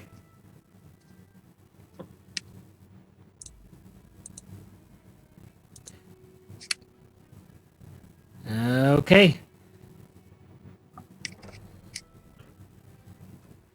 Oh Coming no!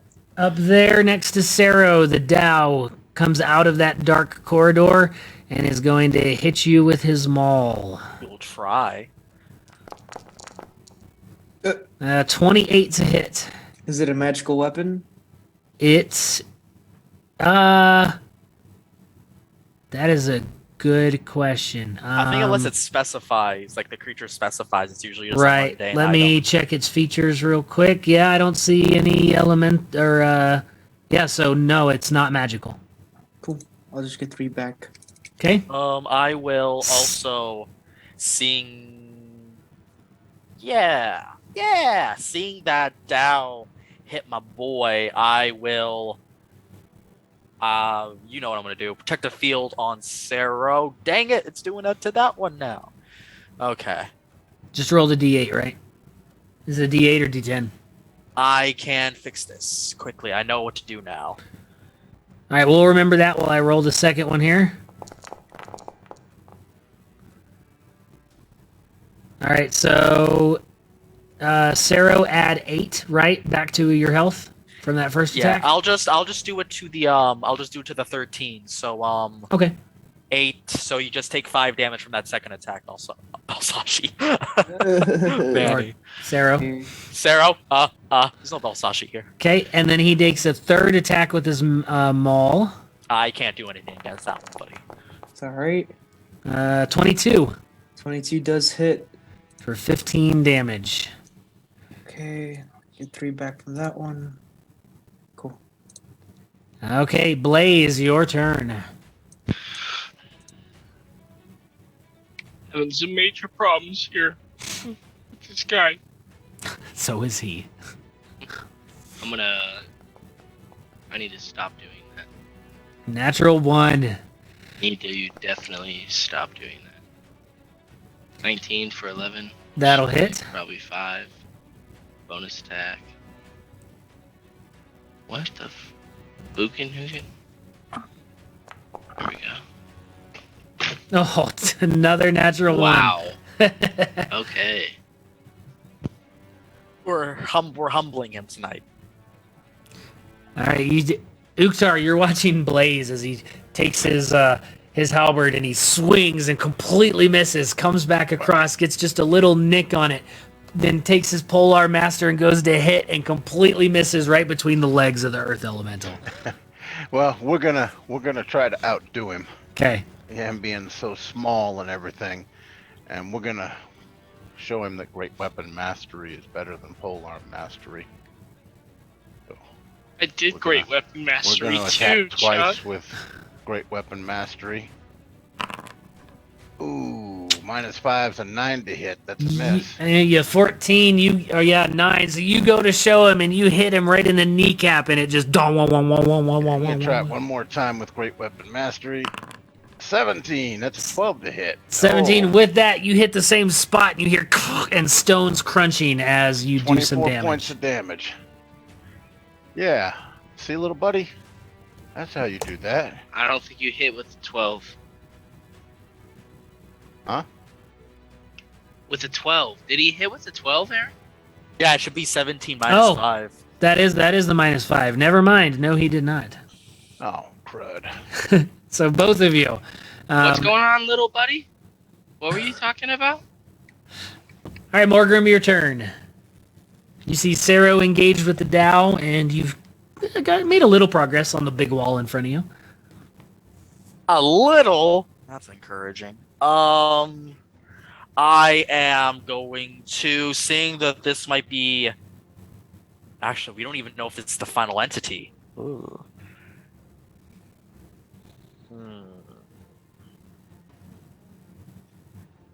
Seeing this Dow being a nuisance. Oh, I'm looking at the wrong character sheet.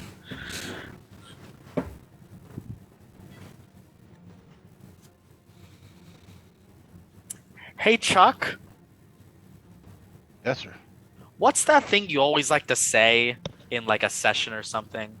Like whenever there's like an enemy and we need to you want to take it out. What's that thing you always say? Like what spell do you always want to cast? This is supposed to be a family-friendly show.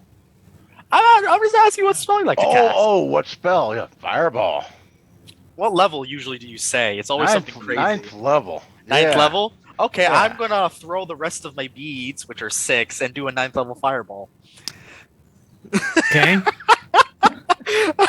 Not on Sero. Let me get that out there right now. But you just see him rip off the necklace and just chuck them. What's the range on this? Like, if you hit this far wall, That's It's going to hit Sero too. yeah. You can't chuck it all the way out here. Can I? Well, there's a wall right here. Let me Do what you must. I said it already to the audience. I can't not do it. Do what you will. You're good until you roll dice. So Okay.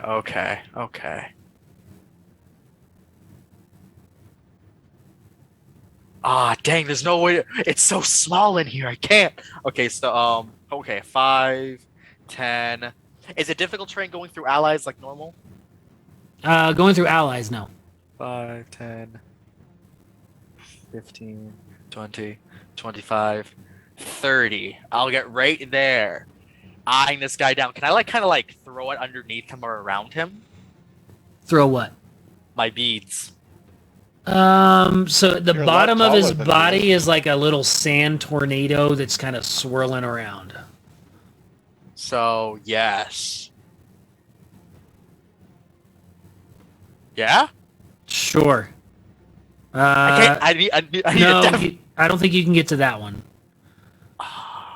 Can I try to curveball some type of check that I could do to try to curve it around that wall? If not, Not Does that one it- where Throw you those curve the seeds bullet. and bounce them off the wall right there, and they'll bounce right over here. When does it go off? Does it go off at impact? it goes off.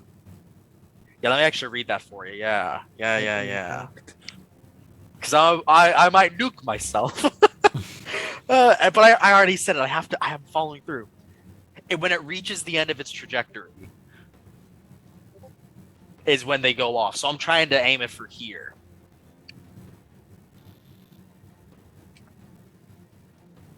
Yeah, I would say you can't bounce it, because that's when it's going to go off. Because Yeah. a trajectory is one No, yeah, arc. same. So that's what I'm saying. Could I do a check to try to avoid this corner and this wall to get it to like hit against this wall back here?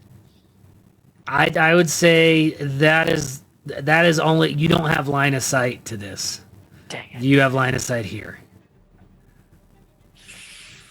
Come on, you got like a +5 to your dex, man. I don't have a +5 to my dex. What are you talking about? I mean, you're already on borrowed time. You're supposed to be as a statue right now. Hey, they weren't supposed to find that out. Wait. Oh. No, it's there. It's there. Oh, it's still gonna hit Sero. He said, "Do what you must." Well, I don't know. Do something. Your turn started 5 minutes ago. Do the flames travel through walls? Dang, chill. I think the blast would come out. No, yeah, it's going to encompass us. Yeah, I said it. I will throw my beads right there. Okay. It was like 13d8. Now, just to be clear, those of us over here are 100% protected because there's Yes. walls all the way around us, right? Correct. It'll go around walls, but it won't go through walls. But Correct. it should do damage to the walls, right? So this wall here might get thinner. No. Probably not, but I like the confidence. Okay, so what do I need to roll here? Okay, so I did. Yeah, actually, it won't hit me at all, so I'm good. Okay. And it's not supposed to be 36. You have to do a DC 15, so it'll take half damage. Okay. Ooh, Rolls a indomitable 19. on that. Indomitable on that, because I had nat 1 on that. That'll be Ooh, well, there we go. 14d6. All right, Sarah's taking all of it. Oh no! Roll high, roll high. Oh, look at that beautiful dice. Hey, Oh. 49. Yeah, Fire I'm damage. dead. You're unconscious, right? Not. Yeah, I'm dead. unconscious, Okay. yeah. No. Oh. Well, cause Oh. no, wait. Okay, that was all. Okay, no. I have like six. And points with that, the wall of stone disappears. He failed his That's- concentration check. Oh yeah. That's good. Told you that wall would get thinner. So, Sarah, you're still up? Yeah, I thought he did 36 plus 49. I was like, yeah, Oh. nope.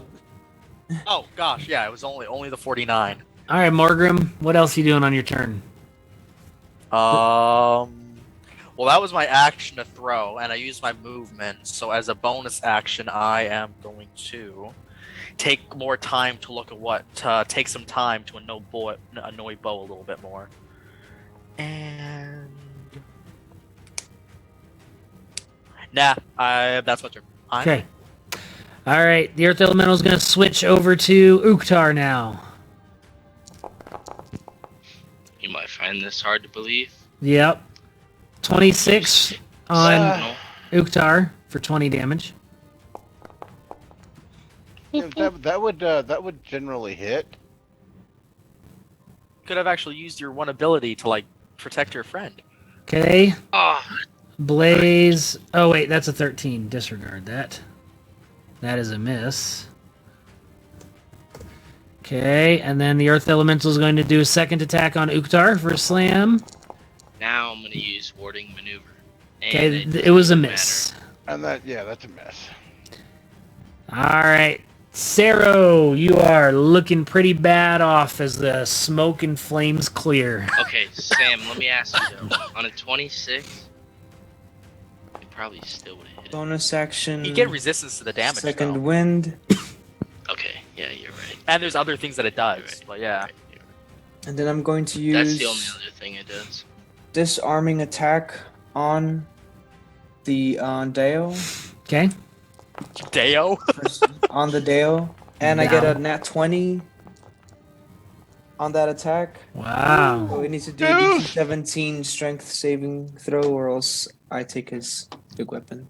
Wait, with disarming attack, don't you also roll your Oh, and add the die. superiority? Yeah, and the dice doubled also. Yep. So 12. 12 31? plus So 31. Okay, Guess he and got damage less then than I did. you said a what kind of DC save? 17 strength save. Okay, Oof. 21. And I'll try it again. Okay, That's my last superiority die. Hold on. Does an 18 hit? 18 just barely hits. D8. Okay, so total 17 damage. Another DC 17 strength save. 17 damage. Okay, strength save. Natural 7 for a 13. And I take it from him and I throw it behind me. Okay. Oh, you can decide where it goes. What did it say? Disarming attack. It just says to disarm. It forces it to drop. Yeah, Ah. so that is. Yeah, you don't take it. It's just dropped. Alright, well I throw it in front of him. Okay. That's Okay. my turn. No, pick Okay. it up. Right after. All right, it is his turn. So let's see. It's gonna be. So he's just picking it up, and so for you guys, he's not pulling it out away from being stowed. So that would be a bonus action to pick that up. But what I think we're gonna use. Yeah, since he's got armed assailants right there, not really wanting him to pick it up, he would have to put the thought and energy of a full action into it. He's gonna cast a spell on Sero. I need you to make a Wisdom saving throw for Phantasmal Killer. Hey. 18. Nice. On a failed, nope. I don't Oh, think it it- does anything. Wow, if this he is succeeds. all or nothing, huh? Yeah, it's a good spell, but it's Yeah. it's one of those. It's like disintegrate. It's all or Yeah. nothing. All or nothing. Okay. It's a nerf. You see it start to cast this phantasmal thing that you fear, but it just kind of dissipates. It can't connect into your mind as to what it think you would be afraid of, and instead you just see a little kitty cat. And you're like, "Aw," and you're not afraid. As it's then going to reach down and pick up its maul, so it's back in its hand, but that is its turn. That'll bring us back to Blaze.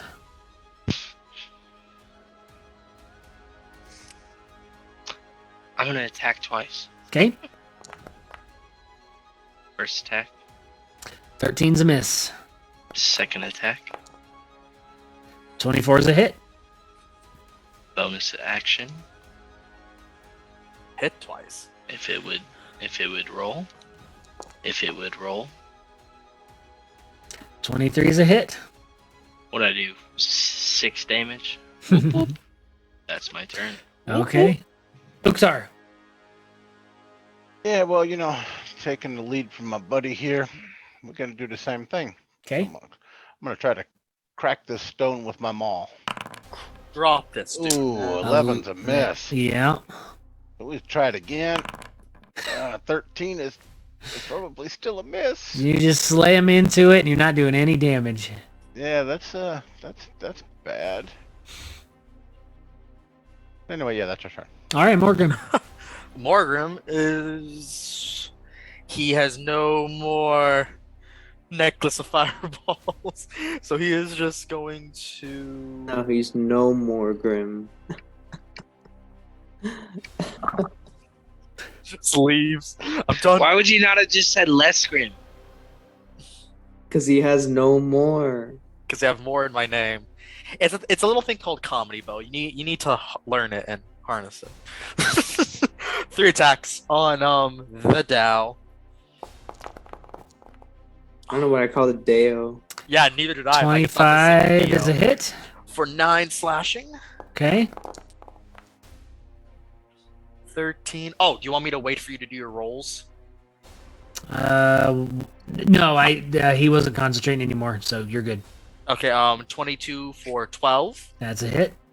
Excellent. I am going to add Psionic Strike to this.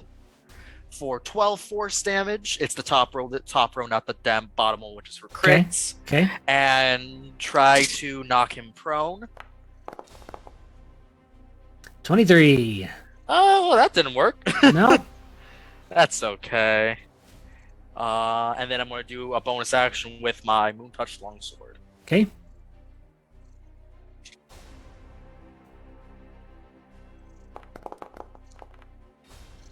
I'm not going to use that. And that is going to miss with an 11, I believe. Yep.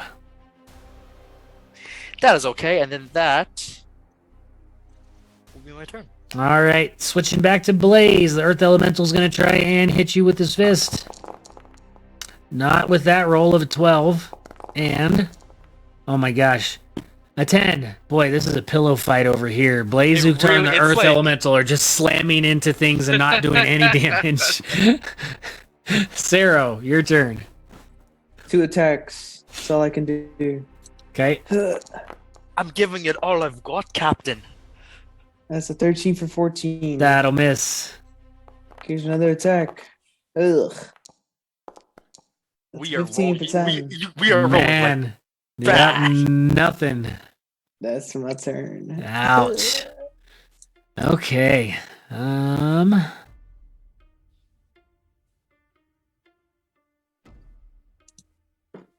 No, that's not gonna be good. Okay. The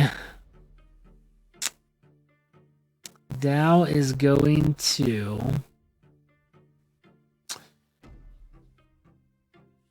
let's see. He disappears. what? Give us our wish. And we all die. And Blaze, your turn. Y'all might find this hard to believe, but I'm gonna attack the elemental 2 more times. Just keep saying 3. You have the bonus action. Yay, Yeah. 24. That's Hey, gonna starting hit. off strong. Starting off strong. Oh, you thought that was good? Check that out. Yeah, nope, 11. Back to normal. Check that out, baby. You know what the problem is? You see his name, right? Yeah, Mr. Mild Roar. Mild Roar. 17. Hey, that's a You hit. guys said you weren't gonna make fun of it. If he would have just put a W in front of that and called it Wild Roar, he'd All right, probably Blaze, hit. is that your turn? You have it set to M for mid. When you should have it set to W for winner. Blaze, you done? Yeah, that's my turn, Aaron. All right, hit next. Is that what you want to hear from me? Yep. Okay. All right, Uktar. Yeah, I like you. Yeah, we're gonna. You're lucky he DMs you. I'm gonna go out on a limb and I'm gonna try Great Weapon Mastery again. Okay. Gonna tempt the gods. Don't do it. Oh, 8 Ooh. doesn't hit. No, Try it one more 13. time. Bam! Hey. There we go. 23 to hit. Yeah, that'll hit. 26 points of damage. Okay. Yes, that's what I'm talking about. That when it works, it's great. You That's would my think Another after 10, hitting it Aaron. and knowing Add you that other can't hit 10. with it, you would just do the safe bet and like not take that Aaron. detriment. What? You missed 10. You only added 16. Oh, yes. Thank you. Okay. Darn it, Morgan. I was hoping that'd be it. Morgan not seeing the Dow anywhere, and seeing and still hearing the ruckus of my allies, I am going to 5, 10, 15. Right there. Okay. The statue gonna come alive and eat me. Doesn't appear to be. No. Cool. Really Yeah. dope though. Yet.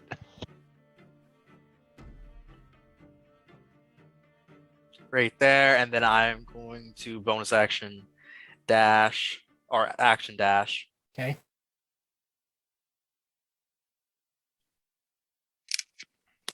And that is my turn. Okay. Just running back, just checking if the Dow went to that room, and then seeing nothing, backtrack and start going towards the fighting again. Now that that wall's down. Okay. Oh. Next. Yeah, let me hit Yep. end. All right. Earth Elemental having success on Blaze is going to continue attacking him. Nope, not with a 4. Jeez. Hey, a 22? That'll miss. What? I'm just kidding. Even Aaron was just like, Aaron was like, crap. what the All right, so 12 bludgeoning damage, and our pillow fight is hopefully coming to an end soon, as it is now Sarah's turn. Get out of here, kitty. All right. Aaron, that was... And all the will time I join played with you, that's Morgan probably over the here. funniest thing I've ever seen. What was that? It was What? 5, Yeah, 10, that was like a lot of 15, emotion. What? 20, 25. I can't move. Oh, I forgot that there was a wall there because of the wall. Let me delete that. Okay, now you should be good. 25. 30. Oh, Lord. I can't attack him right there, right? I would You can give lean him a around that little. corner. I'd give him a little bonus to his AC, but only 2. I'd give him just partial cover. Let's try it then. 'Kay. 2 attacks. Ooh, that one. Nope. That definitely misses. Dude, it's this And- room. This and a room is 21. cursed. That'll hit. 21 for 16. Let's go. And that will kill him. Yeah. Finally. Which means I got a bonus action left. What's that, Dow? You know, that just wasn't right, Cyril, because Blaze earned that kill, man. You just like came right over here and took This it. is the best, Look. the best thing Right. I've heard Chuck say ever. If he I'm earned just it, happy he the would have fight's gotten over. it himself. I'm just Sarah, happy to what be you a doing? part- That's my turn. Okay. Sarah better watch his mouth. I see you're a little bit hurt there, buddy. All right. Sarah, Blaze, and Morgan, what are you doing? I'm gonna regroup with It's the not. fellas. It's not your turn. Oh, sorry. Wait, aren't we out of combat? We're We not, are out of combat. No. My bad. Okay. Let me go. I think I was there because they only got like 2 spaces away from the Zorn. Okay. So Sarah, Blaze, and Uktar behind you. The wall opens up, and the Dao walks through and appears. And he is going to stand there ready to hit with his maul because that was his entire turn. So, Blaze, your turn. All right. I'm going to attempt to kill it. Come on, redeem yourself. Nope. All right. 2 12s. Those will both miss. Stop great weapon mastering. It's not working. It's not worth it. And I another 12. 3 12s in a row. Tonight was not for me, boys. All right, Uktar. Okay, well, Mr. Dow. We'll do. Yes, that. We'll do that. A 10 on an ice knife. You really just did an ice knife at melee with all your ally. Okay. All right. Just making sure. I Okay. feel like even Aaron is exasperated at your Okay. antics. So the Each ice creature knife, within 5 you You can can say Gosh. you're on thin ice. you go to shoot it, and the Dow sticks his hand out and pushes your hands down, and it explodes in ice at your feet. I need Sarah, Blaze, and Uktar to all make dexterity saving throws. Wouldn't be the Thanks, first bud. time Sarah was privy to a dexterity saving throw from an ally. Thanks, bud. Well, hey, the Dow failed it, so he's going to take 6 cold damage. Oh, I just died. No, you didn't. Did You you? would have felt bad though, wouldn't you? Yeah, I would. say what you want about Chuck. He's got morals. And Uktar, you fail, so you take 6 damage, cold damage. Oh, Lord. Okay. And do you want to finish your turn with an amusing oops or what? Exactly what Well, I that wanted was to all have. amusing enough. Oops, Oh, did is it I no- do that? Is it no damage on a pass? It's half. Correct. It's half damage Half. on a pass. I know, but so 3's a lot for you. I know. that. Sorry, guys, he startled me. Okay. Morgrim, I believe it's your turn. It is my turn. Through enemies is difficult terrain. Yes. Yes. seeing the Dow there, you just kind of see Morgan like lean down a bit, and then you just see him leap and flip in the air over. How high are the ceilings actually?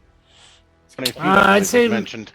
No, this is a new room, so this is probably maybe 11, 12 feet. Okay. You just see him like spiraling and twisting in the air until he comes, flips, and comes down right behind the Dow as I use psi-powered leap to. This done by a guy that's 8.5 feet tall and 400 pounds. Yep, Something that's 11 foot exactly tall the point. Because psi-powered leap gives me flight, but Okay. I flavor it as a Jedi jump. Do you want to come through the hole he created in the wall there, or do you want to come back here? Oh yeah, I was hoping to get in that corner back there that I could see. I didn't Okay. even know we made a hole. Thank you, Aaron. Yep. And that was my bonus action to do that. Okay. And no die spent. Okay. Like psionic power die. Yeah, psi-powered leap.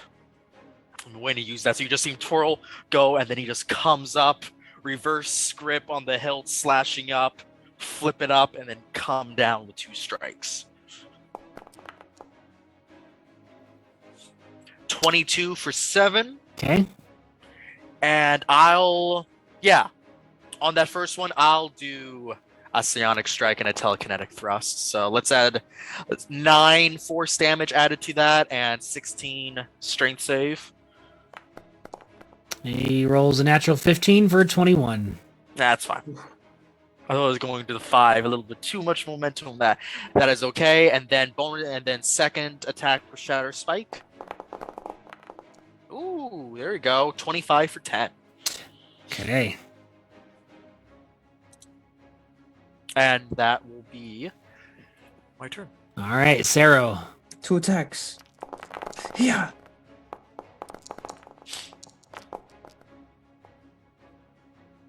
$27 for 17 and 22 for 13. Total 30 damage. Nice. There we Okay. go. Now we're doing something to him. That's my turn. All right, on his turn, he is going to come after you, Saro, because you look the worst, and 3 attacks with his maul. Oh, Lord. Sentinel! It's a dirty 20 for 8 damage, and then go ahead and do Sentinel. Hits. 18 is going to hit. All right. I'm going to, on that second one, seeing the second one's going to connect. You see that protective field come over Sarah. Sarah was using that was Blaze's attack. He hasn't done a second attack. Yeah, I yet. haven't done a second attack Oh, yet. scratch that. Let me delete that. Okay. Got it. Okay, second attack on Saro. But please do that again. I don't have much. I Hey, there don't you have go. much more to give. That's a 27 I for will 14. I will do protective field on that one. Aw, Okay, lessening it by 6. 6, and I already did 3. So what is it? 5. 5. Okay, and then a third attack. Hey man, at least you tanked all this. 24 for 14. Nah, Yeah. and I go down. Zero. No. All right, Saro is down. Oh man, right now it'd be great for a oh, I thought I got these back on a short rest. I don't. All right, Blaze. Right. I'm going to use my first attack. 19 for 18. That is a hit and still alive. Second attack. Yes. Tell us how you killed it. So as I Nice. see her strike into Sarah and drop her, I jab her in the gut, and as she drops to her knees, Why is I it a come she right all in of a like I sudden? did earlier, and I slice her head clean off, dropping it down. Still thinking about that X. All right, and as the Dow dies, this happens. Oh, nope. That's not an Okay. explosion like I thought it was. Alright, Never mind. alright. So it turns What was supposed to be a giant It's supposed to explosion, blow just up. a fizzle. There's All right, some all right. equipment left behind. Very nice. So it turns into dust, and as it does, you look over at Sero, and then all of a sudden the dust where the Dow was starts to swirl.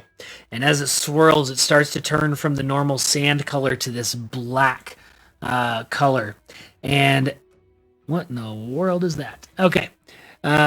As that then happens, the sand starts to multiply and it starts to whip around you. And as it does, it starts to coalesce. And these earth elementals appear all around you. So, Oh yeah. Oh, We're with dead in our 30 rounds. Concept of our game here, do you want to play this out or cut to the chase where the earth elementals pound you to dust now? I think we're pretty much done. We could roll for this. yeah. Sarah- Let's roll a d20. The highest one lasts the longest, Okay. and then we'll do an order from the first to die to the last. Actually, we're just going to do Blaze and Uktar because Morgrim, you're on borrowed time. Dang, that's that's harsh. Once again, Uktar lasts the longest. All right, so Morgrim, let's Oh, come on. No, let's go back to when you are in stone. How does Morgrim enter the city of judgment? In shame or what?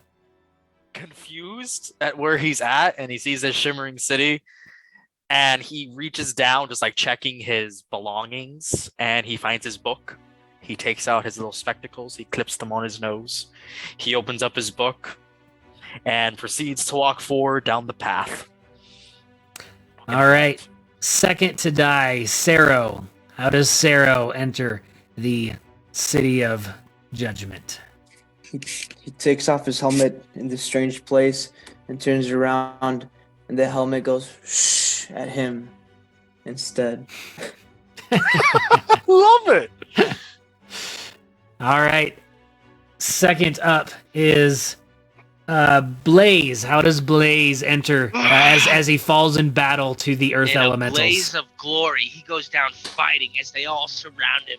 He's fighting for his life. As he drops, he just wakes up and he can see himself standing behind the biggest battlefield, the biggest army that the world has ever seen, and he's about to lead him into battle one last time. And Uktar, as the last one standing, surrounded by earth elementals ready to come in with their giant stone fists. How do you enter the city of Uktar judgment? crushes this earth elemental and he turns just in time to see his buddy Blaze go down. And he fires some fire bolts into the group of them and raises his great hammer up over his head and charges in yelling, "Can you smell what the suck is cooking?" And dives into it and somebody clubs him in the back of the head and he dies. Sounds about right. Sounds about right. All right, and that, gentleman, is episode 5. So, to our viewers, thank you for watching. We will have our second shot happy hour coming up, and we'll talk about what happened. Watch me for my DM's corner to talk about the changes that I made and kind of what happened behind the scenes here. So again, thanks for watching, and we'll see you on episode 6. Thanks, guys.